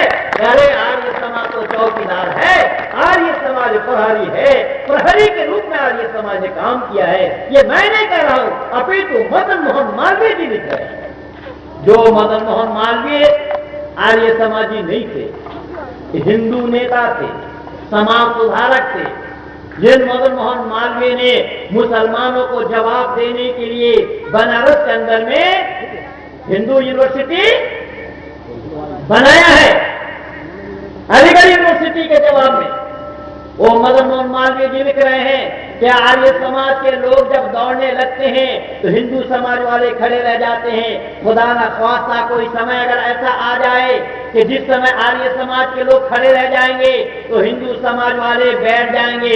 जब आर्य समाज वाले बैठ जाएंगे हिंदू समाज वाले लेट जाएंगे। जब आर्य समाज वाले लेट जाएंगे तो हिंदू समाज वाले मर जाएंगे। ये मैं नहीं कह रहा हूं, पंडित मदन मोहन मालवीय जी लिख रहे हैं। फिर भी आर्य समाज को लोगों ने दुश्मन माना है। बंधु, आर्य समाज किसी का आपका दुश्मन नहीं है, आपके प्रहरी हैं। हमेशा आपको जगाने का काम किया है, हमेशा आपको सचेत करने का काम किया है, हमेशा आपको चेतावनी दिया है कि भैया तुम्हारे घर में चोर घुस गया है, जाग जाओ जाग जाओ, नहीं जागोगे तो लूटोगे। हमेशा यही चेतावनी दिया है आर्य समाज ने। फिर भी आर्य समाज से लोग संतुष्ट नहीं है। मैं निवेदन कर रहा हूं कि यही कारण बना कि मांसाहार आप करते हैं और वो लोग भी करते हैं, पर आप लोगों का भोजन तो है नहीं। पर सुनना, वो हिंदुओं कान खोल करके सुन लो, आज मौका मिला है, फिर कभी मौका मिले न मिले। हमारे माननीय पंडित जी फिर मुझे बुलाए या न बुलाए, तो भाई सत्यप्रकाश जी की मेहरबानी थी जो मैं आ गया। आज समाज 12 सम्मान के जो आपने स्वागत करता हूँ, आपको आमंत्रित करता हूँ। पंडित जी तो मुझे भूल चुके थे। हम तो पिता पुत्र यहाँ आए पिछले बार, वो हमारा बेटा वीरेंद्र ने शारीरिक प्रदर्शन किया गया। तो मैं निवेदन कर रहा हूं, सुनना फिर कि भारतवर्ष के अंदर में ये भारतीय लोग जिनको पंडित कह रहे हैं, सुनना शब्द को ध्यान से, भारतीय लोग जिनको पंडित कह रहे हैं, जो आपके आजाद भारत के सबसे पहले प्रधानमंत्री बने, क्या नाम था उनका? अब लाल था या काला ये मैं नहीं जानता, लेकिन इनको लोग पंडित कह रहे हैं। और इन पंडित जी ने क्या लिखा बायोग्राफी में, जो मेरी डायरी उनकी लिखी हुई, उन्होंने लिखा कि स्वच्छता के दृष्टि से जब मैं देखता हूं तो हिंदुओं के भोजनालय से कहीं भी स्वच्छ स्थान मुझे नजर नहीं आता। शब्द पर ध्यान देना क्या बोल रहे हैं कि स्वच्छता की दृष्टि से जब मैं देखता हूं, सफाई की दृष्टि से जब मैं देखता हूं तो हिंदुओं के भोजनालय से अलग कोई सफाई वाला स्थान मुझे नजर नहीं आता। पर मैं भोजन पसंद करता हूं मुसलमानों का, और अंग्रेजों का टेबल लग जाए तो फिर क्या कहें? ये पंडित कह रहे हैं, क्या कह रहे हैं कि एक साफ सुथरी भोजनालय में बैठ करके गाय का मांस खाना चाह रहा है अंग्रेजों के टेबल में बैठकर, और फिर भी ये हिंदू उसे ही पंडित कह रहे हैं। चुल्लू भर पानी में डूबो, क्या ये पंडित का काम है? इसीलिए केवल उन्होंने इतना नहीं कहा, उन्होंने और भी कहा। क्या कहा कि लिखने पढ़ने में मैं अंग्रेज हूं, लिखने पढ़ने में मैं अंग्रेज हूं, रहन सहन में मैं मुसलमान हूं, और दुर्भाग्य से मैं हिंदू हूं। यानी हिंदू होना दुर्भाग्य मान रहे, और फिर भी ये हिंदू उनको पंडित कह रहे हैं। ये सारा तमाशा हो रहा है। इसीलिए मैंने निवेदन किया कि सच पर पर्दा डाला गया। मुसलमान अगर मांसाहार करते हैं तो मैं आप लोगों से ये निवेदन कर रहा हूं कि मुसलमानों को मांसाहार अगर गौकशी करते हैं, जाकिर नाइक के साथ मेरा निरंतर चल रहा है। जाकिर नाइक को मैं 2004 से निरंतर कर रहा हूं। जाकिर नाइक वो है कि IRF करके एक संगठन उन्होंने बनाया हुआ है मुंबई के अंदर में, इस्लामिक रिसर्च फाउंडेशन, और उनसे 2004 से मेरा निरंतर चल रहा है इंटरनेट के माध्यम से। आज तक जवाब नहीं आया। इस समय वर्तमान समय में जितने भी इस्लामिक साइट हैं सबको निरंतर कर रखा हूं। आज कई लोगों से हमारा जो साइट है, हमने अपने साइट के बारे में अपने बाबूजी को बताया, और हमारा जो साइट मेहता से भी आपकी बात करा दी कि अपलोड करने के लिए क्या तरीका है, कैसे कैसे डाला जाएगा। जहां मेरा कैसेट लगा हुआ है उन्होंने सारा तरीका इनको बता दिया है। मैं निवेदन कर रहा हूं, मैंने भारत भर में 300 विद्यार्थी अब तक तैयार किया हूं, ऐसे ऐसे नौजवान विद्यार्थी जो कंप्यूटर में काम करने वाले हैं। कोई प्रोफेसर है, कोई इंजीनियर है, कोई एमटेक किए हुए हैं, कोई बीटेक किए हुए हैं। इस तरीके से मैंने उन लोगों को खड़ा किया, उन लोगों को तैयार किया। मैं उन आर्य समाजियों का परवाह नहीं किया, न करता हूं और न करूंगा। मैंने अपने सिद्धांत के अनुसार सिद्धांतों का प्रचार, ऋषिवर देव दयानंद के उद्देश्यों का प्रचार करने के लिए मैं प्रतिज्ञाबद्ध हूं। मैं जीवन दिया हूं इसी काम के लिए। मैं अपने 2 बेटों का भी जीवन थोप रखता हूं इसी काम के लिए आर्य बिरदल में। इसीलिए बंधुओं याद रखना, जो काम सार्वजनिक सभा का था वो काम मैं अपने इंटरनेट के माध्यम से, जो 14वीं का चांद जो दुर्लभ पुस्तक है, जो पुस्तक सत्य प्रकाश के जवाब में मौलाना सनाउल्लाह ने लिखा था हक प्रकाश, उस हक प्रकाश का जवाब पंडित चमुपति एमए ने 14वीं के चांद नामी पुस्तक को लिख करके दिया है। इस्लाम वालों की तरफ से आज तक कोई जवाब नहीं आया। कयामत तक ये जवाब नहीं दे सकते। वो दोनों 14वीं की यानी उर्दू और हिंदी दोनों को ही मैंने इंटरनेट पर लगा रखा है। इंटरनेट के माध्यम से 14वीं का चांद नामी पुस्तक का मैं प्रचार कर रहा हूँ। हमारे 300 विद्यार्थी लगे हुए, जिन भाई को देखना होगा मेरे इंटरनेट पे देख लेना। मैं निवेदन कर रहा हूं कि ये सारा काम ऋषि मिशन के लिए हो रहा है, ये सारा काम वैदिक सिद्धांत के प्रचार के लिए हो रहा है। यहाँ कोई पद गौरवता वाली बात नहीं है। मैं सार्वजनिक सभा का प्रधान बनना नहीं चाहता, मैं प्रांतीय सभा का प्रधान बनना नहीं चाहता, मैं छोटा सा आर्य समाज का मेंबर भी नहीं हूँ। और मेंबर मैं इसलिए नहीं हूँ, कुछ दिन मैं मेंबर बना था एक समाज में, लेकिन वहां से मैंने मेंबरशिप को खत्म इसलिए किया, हमें कहा गया कि पंडित जी इस बार आप प्रचार मंत्री बन जाइए। मैंने कहा अरे मैं राष्ट्रीय स्तर का वक्ता हूं, मैं प्रचार मंत्री बनूं, तो मुझ में लोभ हुआ। मैंने सोचा कि प्रचार मंत्री के बजाय समाज का मंत्री हमें बनना चाहिए। फिर मैं अपने आप को समझाया कि बेटा अब तू लोभी बन रहा है, हट जल्दी यहाँ से। अब प्रचार मंत्री तू बनाया जा रहा है, अब तू मंत्री के लिए सोच रहा है, तू फिर कहेगा कि हमें प्रांतीय सभा में जाना चाहिए, तू फिर बोलेगा हमें सार्वदेशिक में जाना चाहिए, जल्दी हट यहाँ से। मैं त्याग पत्र दिया, मैं उस मेंबरशिप को खत्म करा दिया। आलीपुर आर्य समाज कराची के समाज का मैं सदस्य रहा। तो बंधु मैं निवेदन कर रहा हूं, ये सारा काम निष्काम भाव से किया जा रहा है, लेकिन आज आर्य समाज का अधिकारी सब कुर्सी के लिए काम कर रहे हैं, सभा को बेच खा रहे हैं, सार्वदेशिक को भी बेच दिया। इस 4 वर्षों के अंदर में 1 करोड़ से ज्यादा पैसा अग्निवेश नामी चिड़िया ने खाया है। मैं क्या बताऊं आप लोगों को, जिसको मैं केस को हैंडल किया हूं, इसलिए भली भांति मैं जानता हूं कहां कहां क्या हुआ है। सुनामी लहर का 35 लाख रुपया जमा था, उस 35 लाख नाला के बच्चे ने उड़ाया।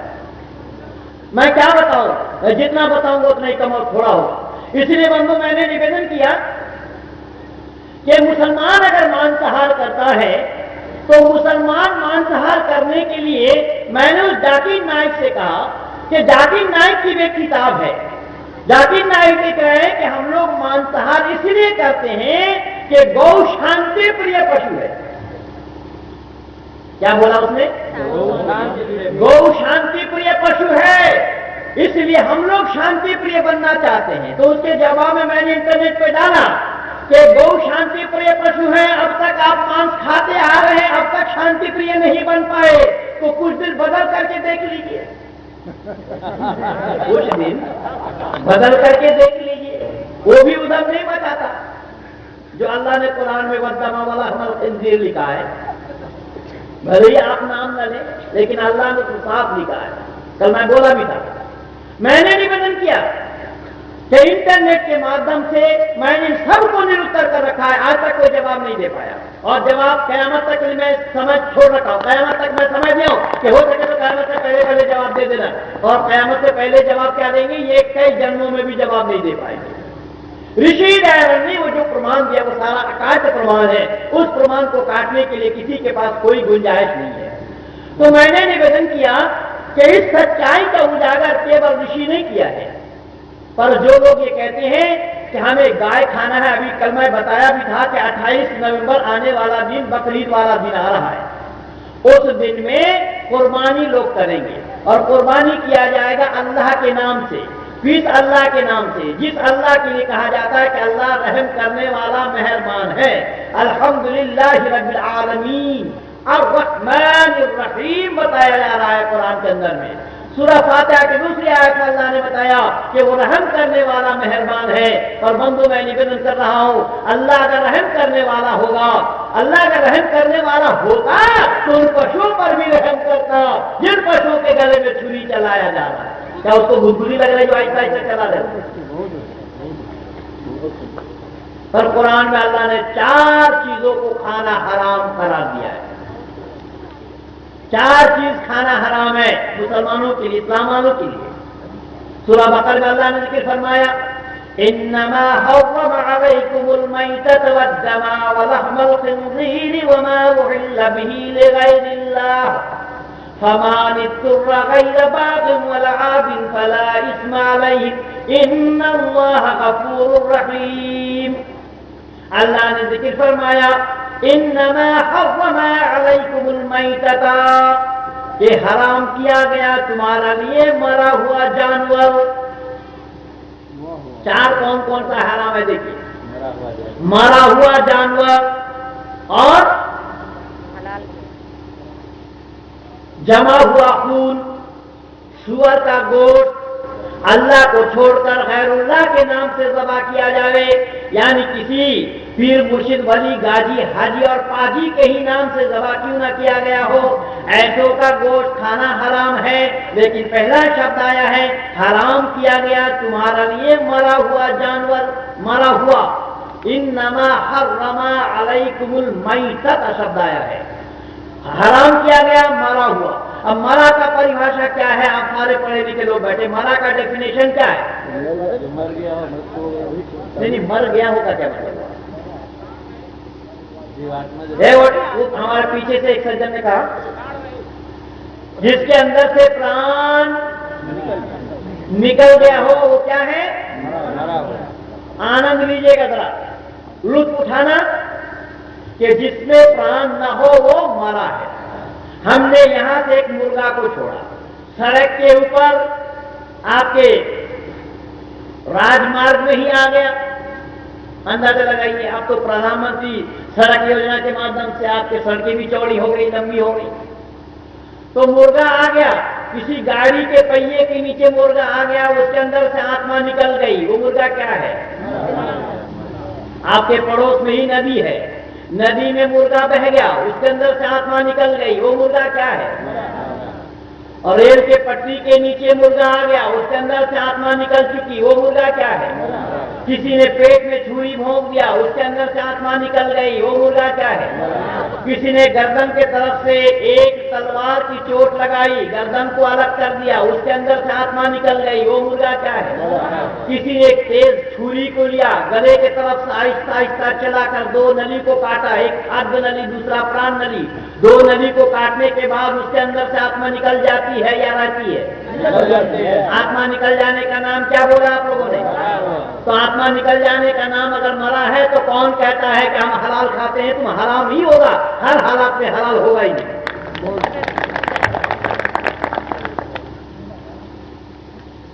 जिंदा खाया नहीं जाता और मुर्दा खाना हराम है। और मुर्दा का परिभाषा ही यही है, जिसमें सोल न हो, आत्मा न हो, प्राण न हो, तो उसको मुर्दा कहा जाता है। हर हालत में मुर्गा मरा हुआ। ये चार चीज खाना हराम करार दिया है, इसलिए चारों चीजों को खाना हराम करार दिया है। तो जब मरा हुआ खाना हराम है, आप खाते कब है? कि जिंदा अवस्था में तो खाया जाता नहीं, काट करके खाना पड़ेगा। तो काटेंगे तब भी तो उसके अंदर से आत्मा निकल जाएगी या रहेगी उसमें आत्मा? निकल जाएगी। तो आत्मा निकल जाने का नाम क्या होगा? मरा हुआ। जब आत्मा निकल जाने का नाम मरा है तो फिर हलाल कैसे हुआ? हलाल हुआ कैसे? तो ये कहते हैं कि नहीं, हम वहां जमा हुआ खून एक साथ काटेंगे, एक बार चोट लगा करके गर्दन को अलग कर देंगे तो खून जम जाएगा, इसीलिए हराम होगा। इसीलिए हम आहिस्ता आहिस्ता गला को काटते हैं, आहिस्ता आहिस्ता गला को काटते हैं। खाद्य नली और प्राण नली, दो नली को काटने से क्या होता है कि खून आहिस्ता आहिस्ता सारा निकल जाता है। तो सारा खून निकल जाने से हलाल हो जाता है। अरे हलाल और हराम का तो बाद में लेंगे हम, पहले मुर्दा और जिंदा का परिभाषा कर लो, और हलाल का परिभाषा तो हम बाद में समझ लेंगे, लेकिन पहले जिंदा और मुर्दा का परिभाषा करो कि मुर्दा कौन है। तो बोले अचानक मरा हुआ वो मुर्दा है। अरे अचानक मरा हुआ अगर मुर्दा हो गया तो गले के तरफ से नली को काटने के बाद क्या वो जीवित रहता है? तो मरने का नाम मुर्दा है या मरने का नाम जिंदा है? हर हालत में मरा हो। इसलिए मैंने निवेदन किया कि यहां चाहे कोई गले की तरफ से काटे, कोई गर्दन की तरफ से काटे, पेट में छुरी भोंके, गाड़ी के पहिए के नीचे आ जाए, रेल के पटरी के नीचे आ जाए, सड़क दुर्घटना हो, पानी में बह जाए, हर हालत में मुर्दा मरा ही होगा, क्योंकि जिंदा खाया नहीं जाता और मरा हुआ खाना हराम है। मैं नहीं कह रहा, कुरान कह रहा है। और कुरान में अल्लाह ताला ने गाय के लिए एक किस्सा रखा है, किस्सा सुना है। इसलिए सूरा फातिहा के बाद आया सूरा बकर। बकरतुन के माने गाय का भी है, बकरतुन के माने बैल का भी है। वहां पर सूरा बकर के अंदर में अल्लाह ने जिक्र फरमाया, वहां गाय को काटकर खाने की बात नहीं है बंदो, सुन लीजिएगा ध्यान से। गाय को काट कर वहां पर खाने की बात नहीं है। उस समय यहूदी और नसरा दो कौम के लोग थे। कौम के लोगों का, एक कौम का नाम था यहूदी और एक कौम का नाम था नसरा। तो दोनों कौम के लोग आपस में भिड़ते थे, लड़ाई करते थे, लड़ते थे। तो एक बार क्या हुआ कि एक अपने आदमी को मारकर दूसरे कौम को बदनाम करने के लिए उसके घर में लाश को डाल दिया। तो जिनके घर में लाश को डाल दिया उन लोगों ने तो मारा नहीं था, तो अब पता कैसे लगाया जाए? तो वो काल था हजरत मूसा का। मूसा के जमाने की ये घटना है। तो सब लोग काफिला बनाकर हजरत मूसा के पास गए कि हम लोगों ने तो कत्ल किया नहीं, ये लाश कहां से आया? तो उसमें कुरान में अल्लाह ने एक किस्सा सुनाया है। क्या? इन्नल्लज़ीना आमनु वल्लज़ीना हादू वन्नसारा वस्साबीना मन आमन बिल्लाहि व आमिला सालिहन फलहुम अज्रुन इंदा रब्बिहिम वला खौफुन अलैहिम वला हुम यहज़नून। ये शब्द आया वहां पर। वही यहूदी और नसरत जिस किस्सा को मैं सुनाया, कुरान की भाषा में अल्लाह ने कहा। तो वहां पर बारी बारी से 3 बार लोग गए, तो 3 बार वो क्या बोला कि किसको कौन मारा, इसका पता अगर करना चाहती हो तो एक आदमी जो बुजुर्ग था, उसका एक कम आयु वाला लड़का था। तो लड़के के दिनचर्या के लिए उन्होंने क्या किया, एक बछड़े को छोड़ दिया जंगल में, और पिता ने मरते समय बच्चे को वसीयत किया कि देखो तुम्हारे दिनचर्या के लिए, तुम्हारे खर्चा के लिए, तुम्हारे खाने पीने का साधन मैं जुटा रखा हूं कि जंगल में मैंने एक बछड़ा को छोड़ दिया। उस बछड़े को जो कोई खरीदेगा, उस बछड़े का कीमत यह है कि बछड़े को काटने के बाद उसका खाल को निकाले, उस खाल के अंदर में कस्तूरी भर करके तुम्हें उसका मूल्य चुकावे। समझ में आई बात कुछ? उस बछड़े का मूल्य क्या है, कीमत क्या है कि उसके खाल के अंदर में जितना कस्तूरी आ सकता है उसको भर करके, कस्तूरी जानते हैं इंग्लैंड में भी जिसको बोलते हैं, वो कस्तूरी, हाँ वो कस्तूरी भर करके तुम्हें कीमत चुकावे। वो ये किस्सा है। तो वहां पर बारी बारी से लोग गए, कैसा होगा बछड़ा, कैसा होगा ये सब। तो क़ालू उदउ लना रब्बका युबय्यिन लना मा ही क़ाल इन्नहु यक़ूल इन्नहा बक़रतुन ला फ़ारिदुन वला बिकअवानुन बैन ज़ालिका फ़फ़अलू मा तुमरून। क़ालू उदउ लना रब्बका युबय्यिन लना मा हिय इन्नल बक़रता तशाबह अलैना व इन्ना इंशाअल्लाहु लमुहतदून। क़ाल इन्नहु यक़ूल इन्नहा बक़रतुन ला ज़ालिलुन तुसिरुल अर्ज़ वला तस्क़िल हर्थ मुसल्लमतुन ला शियाता फ़ीहा क़ालू अना जि'ता बिल हक़्क़ि फ़ज़बहुहा व मा कादू यफ़अलून। ये सब शब्द आया उसके अंदर। बारी बारी से ये 3 बार गए, पर हमारे सब प्रकाश जी ने तो कुरान पढ़ना ही हमें भुलवा दिया। अब देखने के लिए भी मौका नहीं मिलता है। और परमात्मा की असीम अनुकंपा है कि मैंने कुरान को तो कम्यूटेटिव मेमोरी किया था, पर अब तो मैं भूल रहा हूं। पर कुरान वालों का कहना है क़ाल रब्बी लिमा हशरतनी आमा, ये कहते हैं कि तुम्हें अंधा उठाएंगे अल्लाह ताला। कुरान में अल्लाह ने कहा जो कुरान को याद करके भूल जाए, अल्लाह उसको कयामत के दिन अंधा बना देंगे। खैर मैं अंधा हो जाऊं कोई बात नहीं, लेकिन यहां जो मैंने कहा वो सुनिए। मैंने निवेदन किया कि बारी बारी से ये लोग गए हजरत मूसा के पास कि ठीक है वो बछड़ा छोड़िए, बछड़ा कैसा होगा। तो उस बछड़े के बारे में बताया कि बछड़ा ऐसा है कि न उस बछड़े से किसी ने हल जोता हो और न किसी ने कुआं से पानी निकाला हो। उसका रंग कैसा हो, बोले जर्द रंग का हो। ऐसे बछड़े को काटो और उस बछड़े के गोश्त का एक लुथड़ा लेकर के, एक टुकड़ा लेकर के उस मेक्कॉल के शरीर में लगाओ। मेक्कॉल मारे वही मरा हुआ डेड बॉडी, उसके शरीर में लगाओ तो वो जिंदा हो जाएगा। जिंदा होकर के वो बता देगा कि उसको कत्ल किसने किया। समझ में आई बात कुछ आप लोगों की? कुरान में केवल यही किस्सा है कि उस गाय को वहां काट करके खाने की बात नहीं है, वहां पर उस आदमी को जिंदा करने की बात है कि उसको काट करके क्या करो, उसके गोश्त का एक टुकड़ा को लेकर के मरे हुए शरीर में लगाओ, वो जिंदा होकर के वो बता देगा उसको कत्ल किसने किया। लेकिन मैं यहाँ पूछना चाहूंगा, बतलाना चाहूंगा आप लोगों से भी, या आप लोगों को सिखाना चाहूंगा कि अगर किसी गाय के मांस का लुथड़ा या एक टुकड़ा को लेकर के मरे हुए शरीर में लगाने से वो जिंदा हो जाता, तो फिर मुसलमानों को उसको सुरक्षित रखना चाहिए था। कोई मर जाता तो उसको फिर जीवित कर लेते, पर आज तक नहीं हुआ, संभव ही नहीं है। लेकिन याद रखना वहां पर कुर्बानी की बात नहीं है, वहां पर काट करके खाने की बात नहीं है, वो तो उस आदमी को जिंदा करने की बात है। और उस गोश्त को खाया भी नहीं गया। इसलिए मैं निवेदन कर रहा हूं, ये सब किंवदंती है, इन सब लोगों के बनाए हुए हैं। मजहबी ग्रंथों में इसी प्रकार से किस्सा कहानी की गुंजाइश है, लेकिन वेद में किस्सा कहानी की कोई भी गुंजाइश नहीं है। वेद में किस्सा कहानी की गुंजाइश जरा सा भी नहीं है। उसका कारण कुछ मैं आप लोगों को दर्शा रहा हूं, जिसमें देखे तो पता लगेगा सच्चाई का कि वेद आदि सृष्टि का थोड़ा सा मैं संकेत किया था, वेद आदि सृष्टि से है। अगर सृष्टि के बीच से हो जाता तो परमात्मा पर पक्षपात का आरोप लगता। इसीलिए वेद आदि सृष्टि से है, मानव मात्र के भाषा में है। परमपिता परमात्मा ने यथेवं वाचम कल्याणी मां वदानी जनभ्य बताया है कि यह कल्याणी वाणी मानव मात्र के कल्याण के लिए है। यह कल्याणी वाणी किसके कल्याण के लिए? ये मानव मात्र के कल्याण के लिए। केवल आर्य समाजियों का ही कल्याण नहीं करता, केवल सनातनियों का ही कल्याण नहीं करता, केवल भारतीयों का ही कल्याण नहीं करता, अपितु मानव मात्र के लिए यह कल्याणी वाणी है।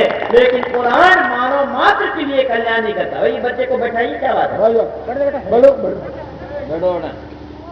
मानव मात्र का कल्याण नहीं करता। कुरान में अल्लाह ने जिक्र फरमाया, ये अय्युहल्लज़ीना आमनू, ऐ ईमान लाने वालों, आप जैसे बैठे हुए बेईमान वालों के लिए नहीं है।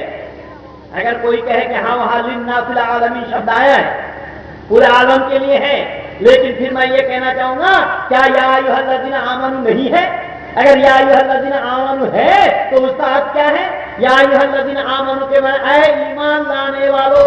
तो ईमान लाने वाले कौन है पहले उसको जानना पड़ेगा, तो बेईमान का पता अपने आप लग जाएगा। इस्लाम की दृष्टि से आप सब के सब बेईमान हैं। मैं नहीं कह रहा हूं, माफ कीजिएगा, मैंने नहीं कहा, इस्लाम वालों ने नहीं कहा आपको। तो ईमान वाला कौन है, ईमानदार कौन है, इसको जान लीजिए। तो ईमान मुफस्सिल और ईमान मुजम्मिल के अंदर में आया है जो ईमान का दायरा है। उसमें बताया गया कि आमन्तु बिल्लाहि व मलाइकतिही व कुतुबिही व रुसुलिही वल यौमिल आखिर वल क़द्रि खैरिही व शर्रिही मिनल्लाहि तआला वल बअस बअदल मौत। कि आमन्तु बिल्लाह, ईमान लाता हूं मैं अल्लाह पर। ईमान की माने होता है विश्वास, मैं अल्लाह को विश्वास करता हूं। भले ही आप परमात्मा पर विश्वास क्यों ना करें, लेकिन आपको विश्वासी इस्लाम नहीं मानता। इस्लाम के दृष्टि में आप लोग विश्वासी नहीं है।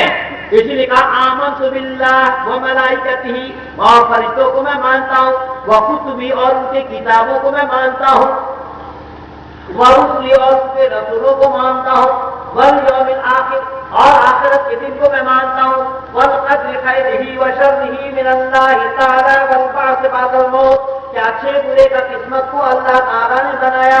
मौत के बाद वाली जिंदगी में जन्नत में और जहन्नम में जाना है। इन बातों को जो बिना छानबीन किए हुए मान लेते हैं, करते हैं, वो कहलाते हैं ईमानदार, या वो होते हैं ईमानदार। और आप लोग बेईमान कैसे देखिएगा, आप लोग ईश्वर को मानते या नहीं मानते? पीछे वाले लोग तो नहीं मानते, मानते तो बोलते ना।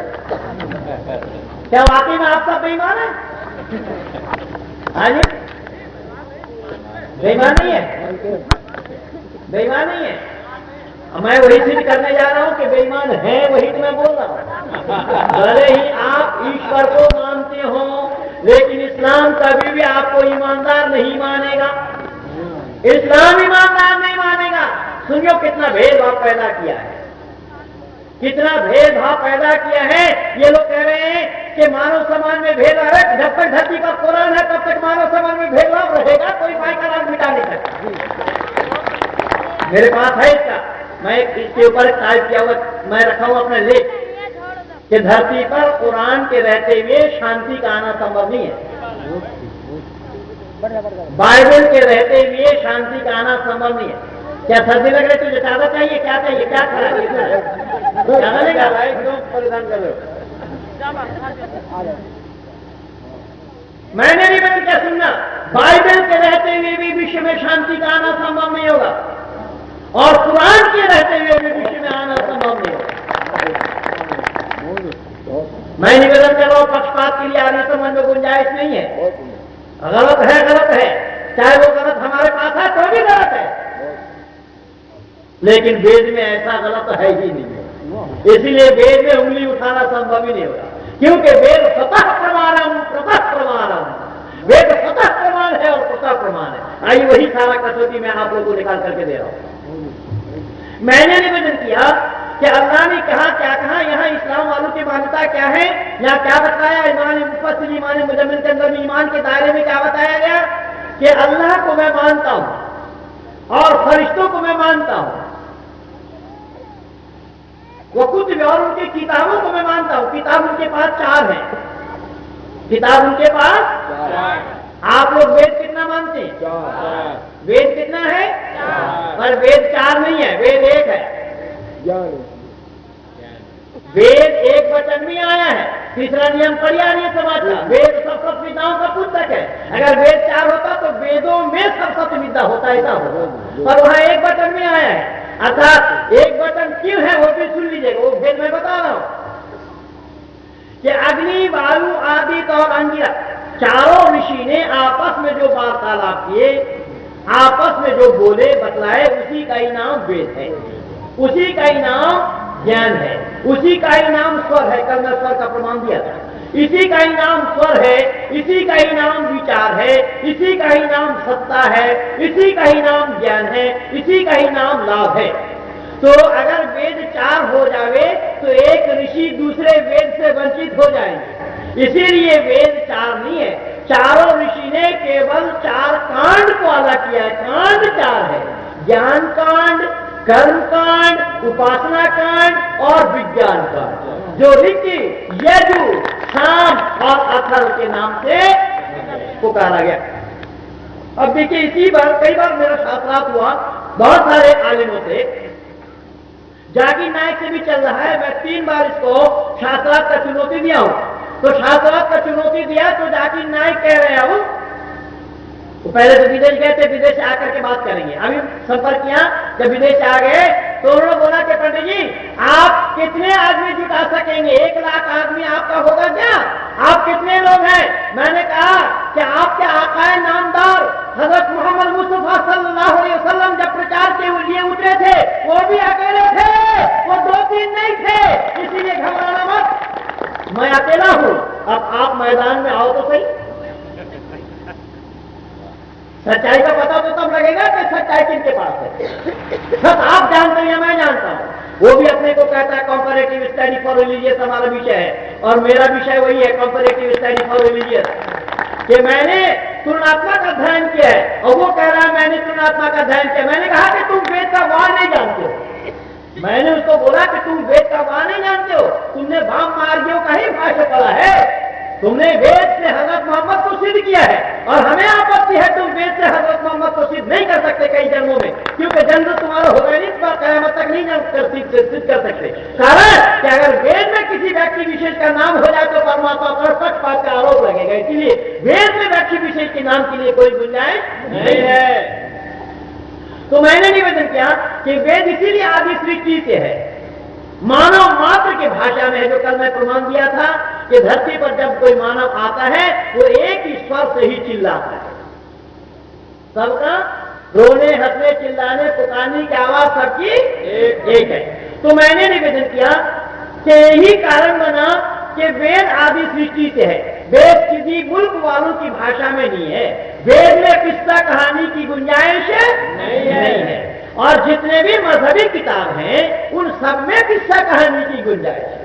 वेद में व्यक्ति विशेष के नाम की चर्चा नहीं है, व्यक्ति विशेष का वर्णन नहीं है, कोई जाति विशेष का वर्णन नहीं है, किसी कौम की बात की गुंजाइश वेद में नहीं है।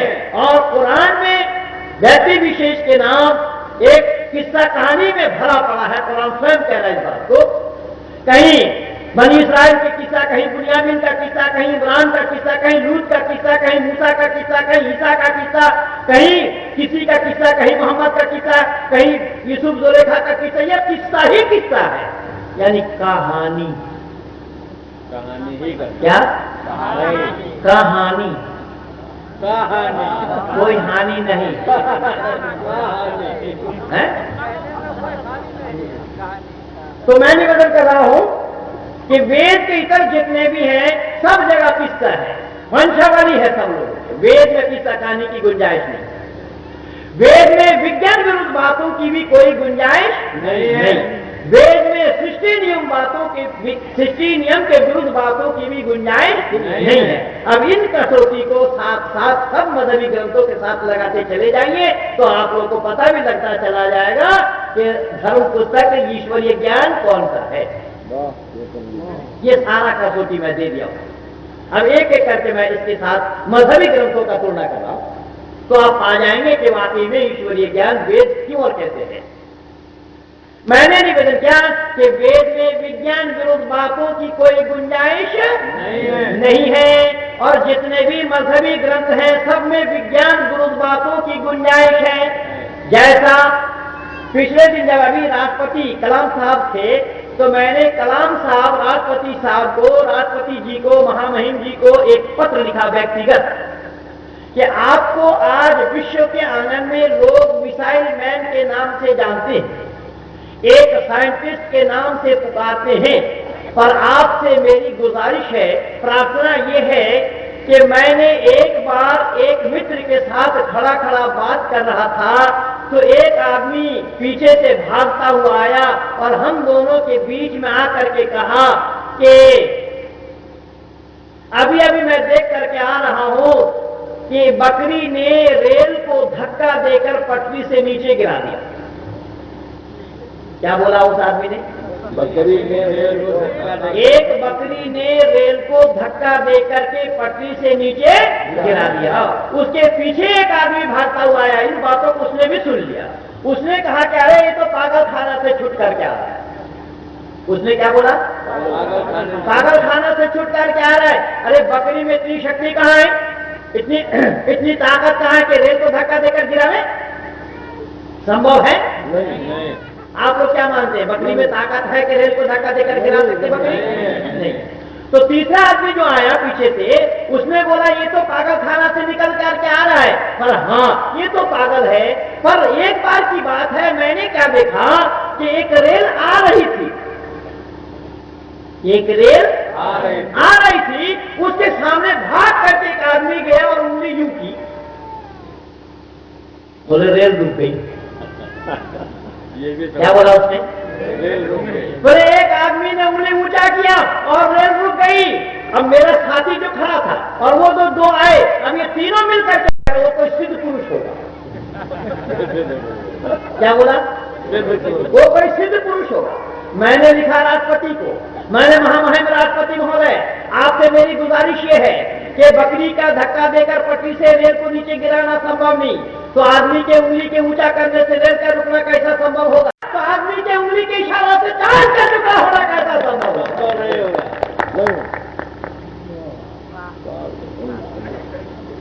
ये सब विज्ञान विरुद्ध बात है।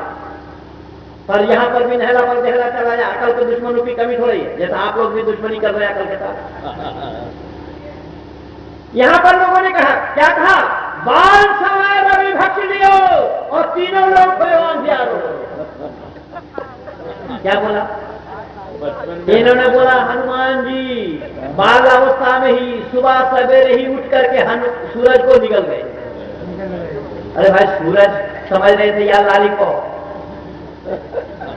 क्या समझ करके मुंह में रख दिया, जबकि पृथ्वी से 13.5 लाख गुना बड़ा सूरज। सूरज कितना बड़ा है? पृथ्वी से 13.5 लाख गुना बड़ा है सूरज। उतना बड़ा सूरज को कोई आदमी मुंह के अंदर में रखे तो मुंह तो उससे भी बड़ा होना चाहिए कि नहीं? तो इतना बड़ा मुंह वाला आदमी जिस गोद में परवरिश हुआ था ना, मालूम मां कौन थी? है? अंजनी कह दिया। अंजनी इतना बड़ा मुंह है कि पृथ्वी से 13.5 लाख गुना बड़ा मुंह वाला आदमी को गोद में पाल ले। सब अकल के कोली हो।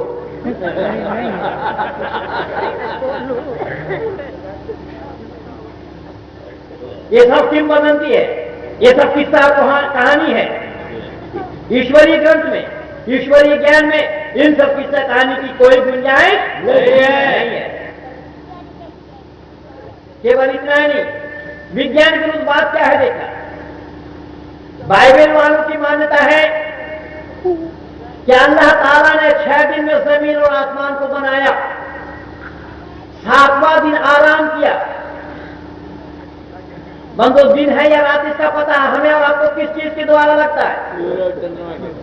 तो सूर्य को अल्लाह ने बनाया नहीं, गॉड ने अभी सूर्य को बनाया नहीं, तो गॉड को पता कैसे लगा 6 दिन हुआ 7 दिन हुआ जो आराम किया जाए? जबकि बाइबल में सूरज को बताएगा 4था दिन में बनाया।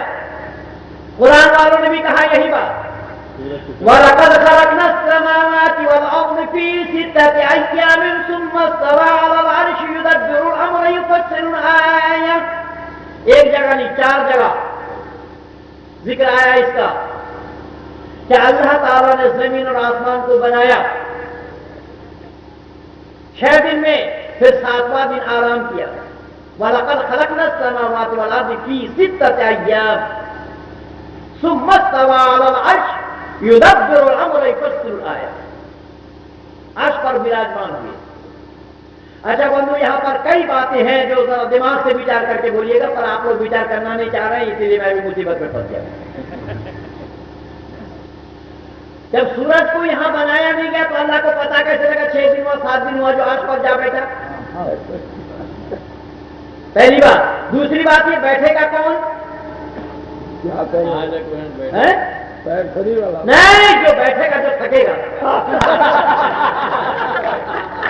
आप बैठेगा तो वही तो थकेगा। परमात्मा थकने वाला। पहली बात। दूसरी बात। तीसरी बात कि बैठने के लिए शरीर चाहिए। वो निराकार है। हमारे भाई जयप्रकाश जी कल सुना रहे थे, क्या सुना रहे थे? अल्लाह सर्वव्यापक है बता रहे थे। ये कह रहे थे कि अल्लाह सर्वव्यापक है। सर्वव्यापक कैसा? बोले जर्रे जर्रे में है, इन्होंने कहा था।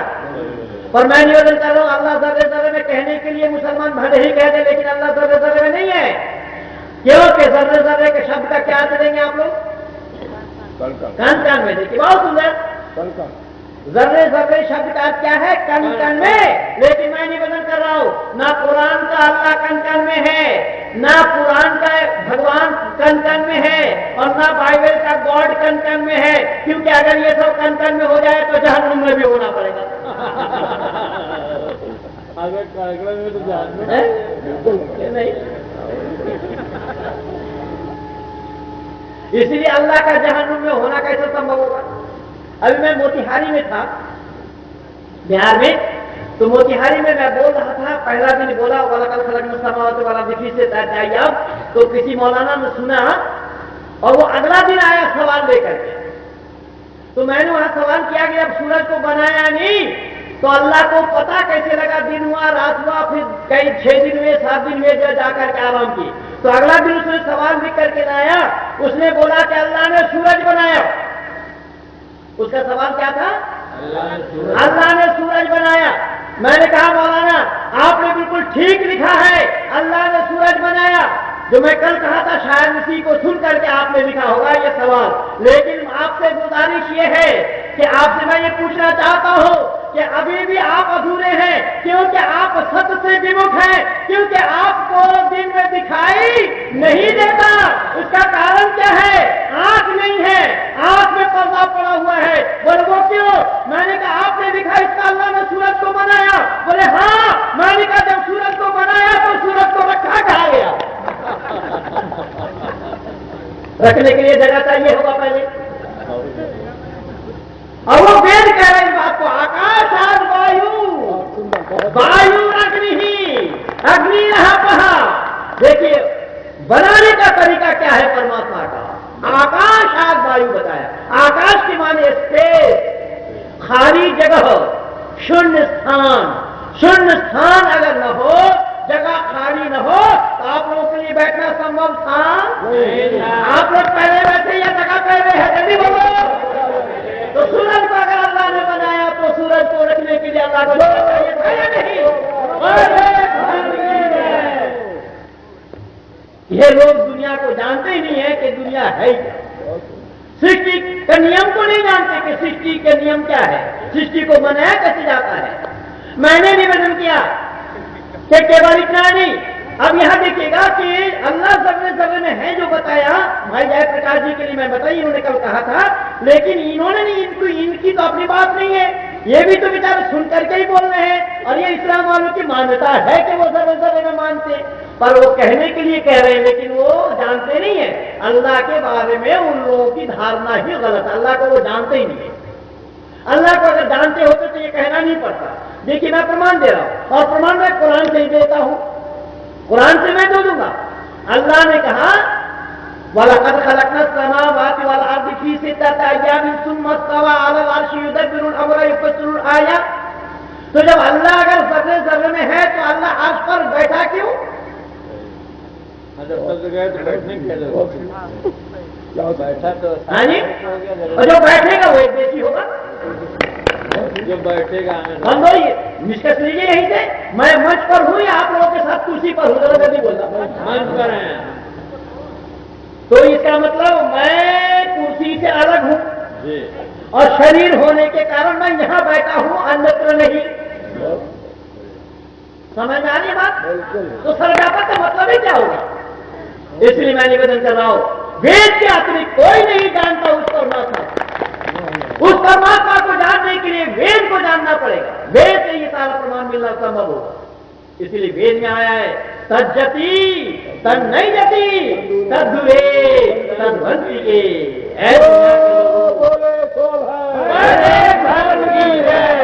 परमात्मा कौन है, क्या है कहते हैं तो देश परमात्मा ने दिया तज्जति तन्नैजति तद्दुरे तद्वंतिके। ऐ दुनिया के लोगों, वह परमात्मा ज्ञानियों के लिए नजदीक से नजदीक है और अज्ञानियों के लिए दूर से भी दूर है।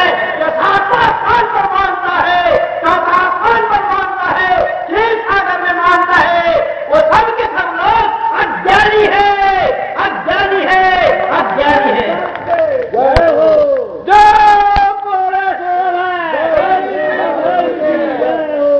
वेद कहता है ज्ञानियों के लिए परमात्मा नजदीक से नजदीक है और ढूंढता है परमात्मा को।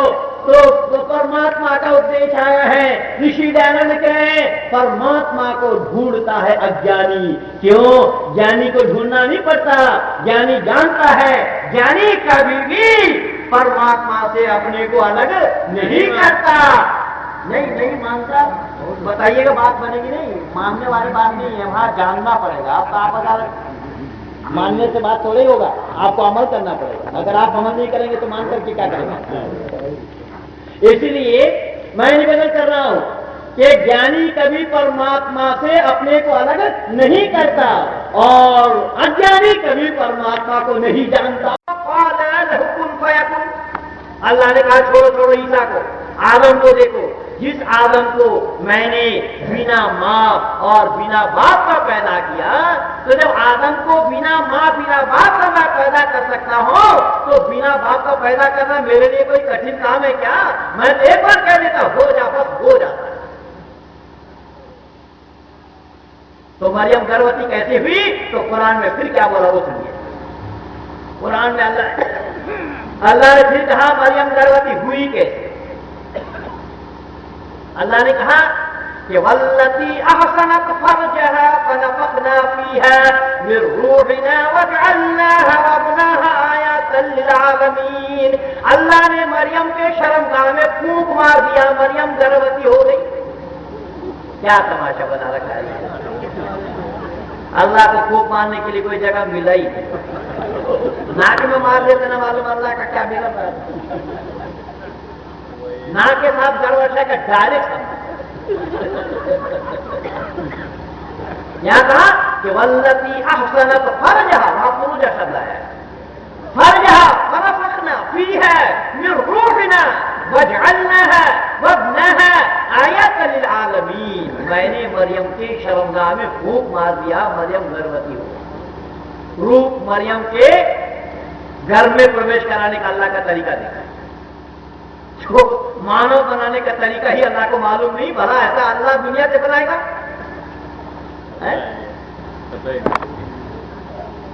मैंने निवेदन किया कि ईश्वर के बारे में दुनिया वालों ने बड़ा बखेड़ा डाला हुआ है और इसी ईश्वर के नाम से झगड़ा कर रहे हैं। उसी ईश्वर के नाम से झगड़ा कर रहे हैं, मरने मिटने तक के लिए लोग तैयार है। ये क्या हो रहा है समग्र विश्व कहना में देखी नहीं आता। तो मैंने निवेदन किया कि यहां पर ऐसे किस्सा कहानी की कोई भी गुंजाइश नहीं। वेद में आया है कि एक बार हो जा कह देने पर होना संभव नहीं, होने के लिए 3 कारण होना जरूरी होगा। एक साधारण कारण, दूसरा निमित्त कारण, तीसरा उपादान कारण। ऋषिवर देव दयानंद ने अपने अमर ग्रंथ सत्ता प्रकाश के प्रथम संवल्लास में इसी विषय पर प्रकाश डालते हुए लिख रहे हैं, ऐ दुनिया के लोगों, ये सृष्टि बनाने के ये क्रम है, एक उपादान कारण, एक निमित्त कारण और एक साधारण कारण। 3 कारण के बगैर क्रिया समाप्त है। जैसा मैं बोल रहा हूं, आप लोग सुन रहे हैं, और ये जगह, इन तीनों में से को हटाइए, देखिए काम चलता है। मैं अगर बोलना बंद कर दूं तो मेरे विचारों को आप लोग सुन पाएंगे नहीं। और आप सब यहां से एक एक करके उठ करके चलने में बोल पाऊंगा?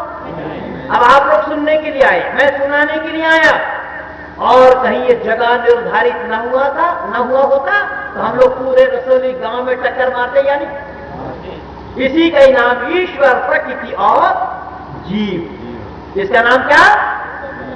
ईश्वर, प्रकृति और जीव। इसीलिए वेद क्या कहा? वेद में आया, ओम द्वा सुपर्णा सयुजा सखाया समानम वृक्षम परिसस्व जाते तयोरन्यः पिप्पलम स्वादवत्ति अरश्नन्यो अभिचाकशीति। ईश्वर, प्रकृति और जीव तीनों का मिलान कहता है, एक दूसरे के सखा है, दोस्त है, मित्र है, कि समानम वृक्षम परिसस्व जाते, एक वृक्ष में ही विराजमान है। उदाहरण के रूप में कि वृक्ष है प्रकृति, उस प्रकृति रूपी वृक्ष में 2 चिड़िया मानो बैठी हो, एक जीवात्मा रूपी चिड़िया और एक परमात्मा रूपी चिड़िया। तो जो जीवात्मा रूपी चिड़िया है वो अल्पज है, जो परमात्मा रूपी चिड़िया है वो सर्वज है। सर्वज होने के कारण उसको न खाना पड़ता, न पीना पड़ता, और जीवात्मा अल्पज होने के कारण जीवात्मा को खाना पड़ता, पीना पड़ता। लेकिन सर्वज रूपी परमात्मा खाए पिए बिना केवल देखता है, देख करके ही उसको तमाम चीजों के बारे में उसको ज्ञान है, उसके स्वाद के बारे में, टेस्ट के बारे में, जायका के बारे में, लज्जत के बारे में उस परमात्मा को पता है। इतना अंतर बताया है। इसलिए बंधु, फर्क तीनों में क्या है? फर्क तीनों में इतना है कि परमात्मा ज्ञान में परिपूर्ण है और ये प्रकृति ज्ञान शून्य है। जीवात्मा में कुछ ज्ञान है और कुछ अज्ञानता है। जीवात्मा अपनी अज्ञानता को दूर करने के लिए ही परमात्मा को ढूंढता है। लेकिन इसमें भी लोगों ने बखेड़ा डाला हुआ है। इसमें भी अभी रामदेव उसके खिलाफ बोल गए, फिर रामदेव ने माफी मांगा। रामदेव वहां माला भी चढ़ा करके आए उससे कराचार्य। रामदेव ने पहले तो इसका विरोध किया, ब्रह्म सत्य जगत मिथ्या का, और विरोध करके फिर माफी मांगी। मैं निवेदन कर रहा हूं, आप लोग सुन लेना ध्यान से कि रामदेव सब कुछ पाने के लिए सत्य को तिलांजलि दे रहा है, और ऋषि दयानंद कह रहे हैं कि सत्य को, सब कुछ पाने के लिए सत्य को छोड़ना नहीं चाहिए, लेकिन सत्य को पाने के लिए सब कुछ छोड़ना चाहिए। सारा काम उल्टा हो रहा है। मैं निवेदन कर रहा हूं, चाहे रामदेव हो, चाहे श्यामदेव हो, कोई और देव हो, न मालूम, बहुत सारे देव अपने को कहें, लेकिन राक्षस का काम कर रहा है। अब बता रहे हैं देव, काम हो रहा है राक्षस का, और बताया जा रहा है देव का। ये सारा उल्टा तो बहुत पहले से हुआ है। ऋषि दयानंद को महाभारत काल के कुछ पहले से लिखा है, ये महाभारत काल के कुछ पहले से हुआ है। तो मैंने निवेदन किया कि यहां पर इस सत्य को दुनिया वालों ने अपनाया नहीं, दुनिया वालों ने झुटलाया। क्या बोला? कि ब्रह्म सत्य जगत मिथ्या बोला। क्या बोला? ब्रह्म सत्य। अब वो कहां बोल रहा है? कहां खड़ा है वो? अरे खड़ा तो जगत में ही है। कहां खड़ा होकर के बोल रहा है? खड़ा हो, बैठा हो, कुछ भी हो, लेटा हो, सोया हो, पड़ा हो, जगत में ही तो होगा। तो जिस जगत को मिथ्या कह रहा है, इसका मतलब वो भी झूठ बोल रहा है। जिस जगत में वो खड़ा है उसी जगत को वो मिथ्या मान रहा है, इसका मतलब वो भी झूठा है। शंकराचार्य से फिर रामदेव को माफी मांगना पड़ा। उन दिनों में मैं बम्बई में था, अपने इसमें अंधेरी आदि। तो मैंने निवेदन किया कि ये सच्चाई को दुनिया वालों ने नहीं जाना। अभी हमारे गुरु शंकराचार्य ने कहा अहम ब्रह्मास्मि सोहम। बाबा तुलसी ने कहा ईश्वरान जीव अविनाशी। स्वामी विवेकानंद ने कहा प्रत्येक आत्मा अव्यक्त ब्रह्म है। ये लोग ईश्वर को नहीं जान रहे। ये कह रहे हैं कि जीवात्मा और परमात्मा दोनों एक है, यानी ये परमात्मा का अंश है जीवात्मा। अच्छा बंधु, परमात्मा का अंश अगर जीवात्मा हो जाए तो जो गुण परमात्मा में है वही गुण जीवात्मा में होना चाहिए या नहीं? लेकिन है क्या? वेद कहता है कि दोनों का सत्ता अलग है, परमात्मा का सत्ता अलग है, जीवात्मा का सत्ता अलग है, प्रकृति का सत्ता अलग है। ये दोनों का एक होना कैसा संभव होगा? उदाहरण के रूप में देखना, मैं ऐसे करूंगा नहीं, मेरा नुकसान हो जाएगा। ये रुमाल है, सूती कपड़ा है, और ये मैं दोनों कोना पकड़ा टेढ़ा करके। कपड़े का गुण दोनों कोना में बराबर है या अलग अलग है? जल्दी बोलिए।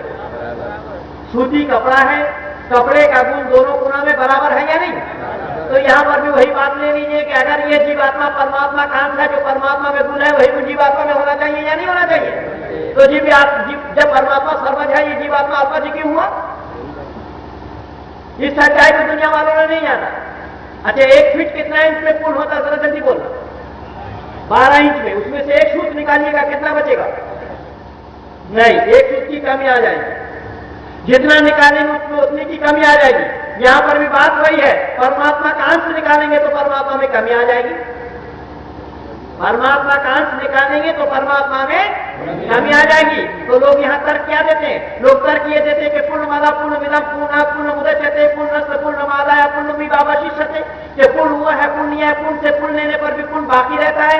जी हाँ, ये वेद नहीं है, वेद मंत्र नहीं है, ये श्लोक है, लेकिन वैदिक सिद्धांत के आधार पर हम इसको फिट कर सकते हैं, पर फिटिंग सही होना चाहिए। फिटिंग गलत होगा तो शॉर्ट सर्किट हो जाएगा। फिटिंग सही कैसा होना चाहिए?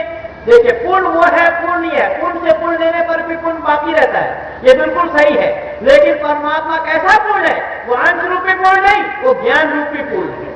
वो ज्ञान रूपी पूर्ण है, उसके ज्ञान में से ज्ञान निकालेंगे तो कमी नहीं आएगी, लेकिन अंश निकालेंगे तो कमी आ जाएगी। जैसा मैं कुरान सुना रहा हूं या नहीं? पीछे वालों ने नहीं सुना होगा, बाकी में सब गेंडा से भी चमड़ा मोटा लगा है। इसका मतलब मैं कुरान जानता हूं, वेद मंत्र सुना रहा हूं कि नहीं? इसका मतलब मैं वेद भी मैं साफ भाषा वाले पढ़ता हूं, बोलता हूं, लिखता हूं। ये मेरी विद्या है, जो मैं बोल रहा हूं उस विद्या के आधार पर ही तो बोल रहा हूं। तो विद्या में कुछ कमी आ रही है क्या? अभी तो निरंतर और वृद्धि हो रही है।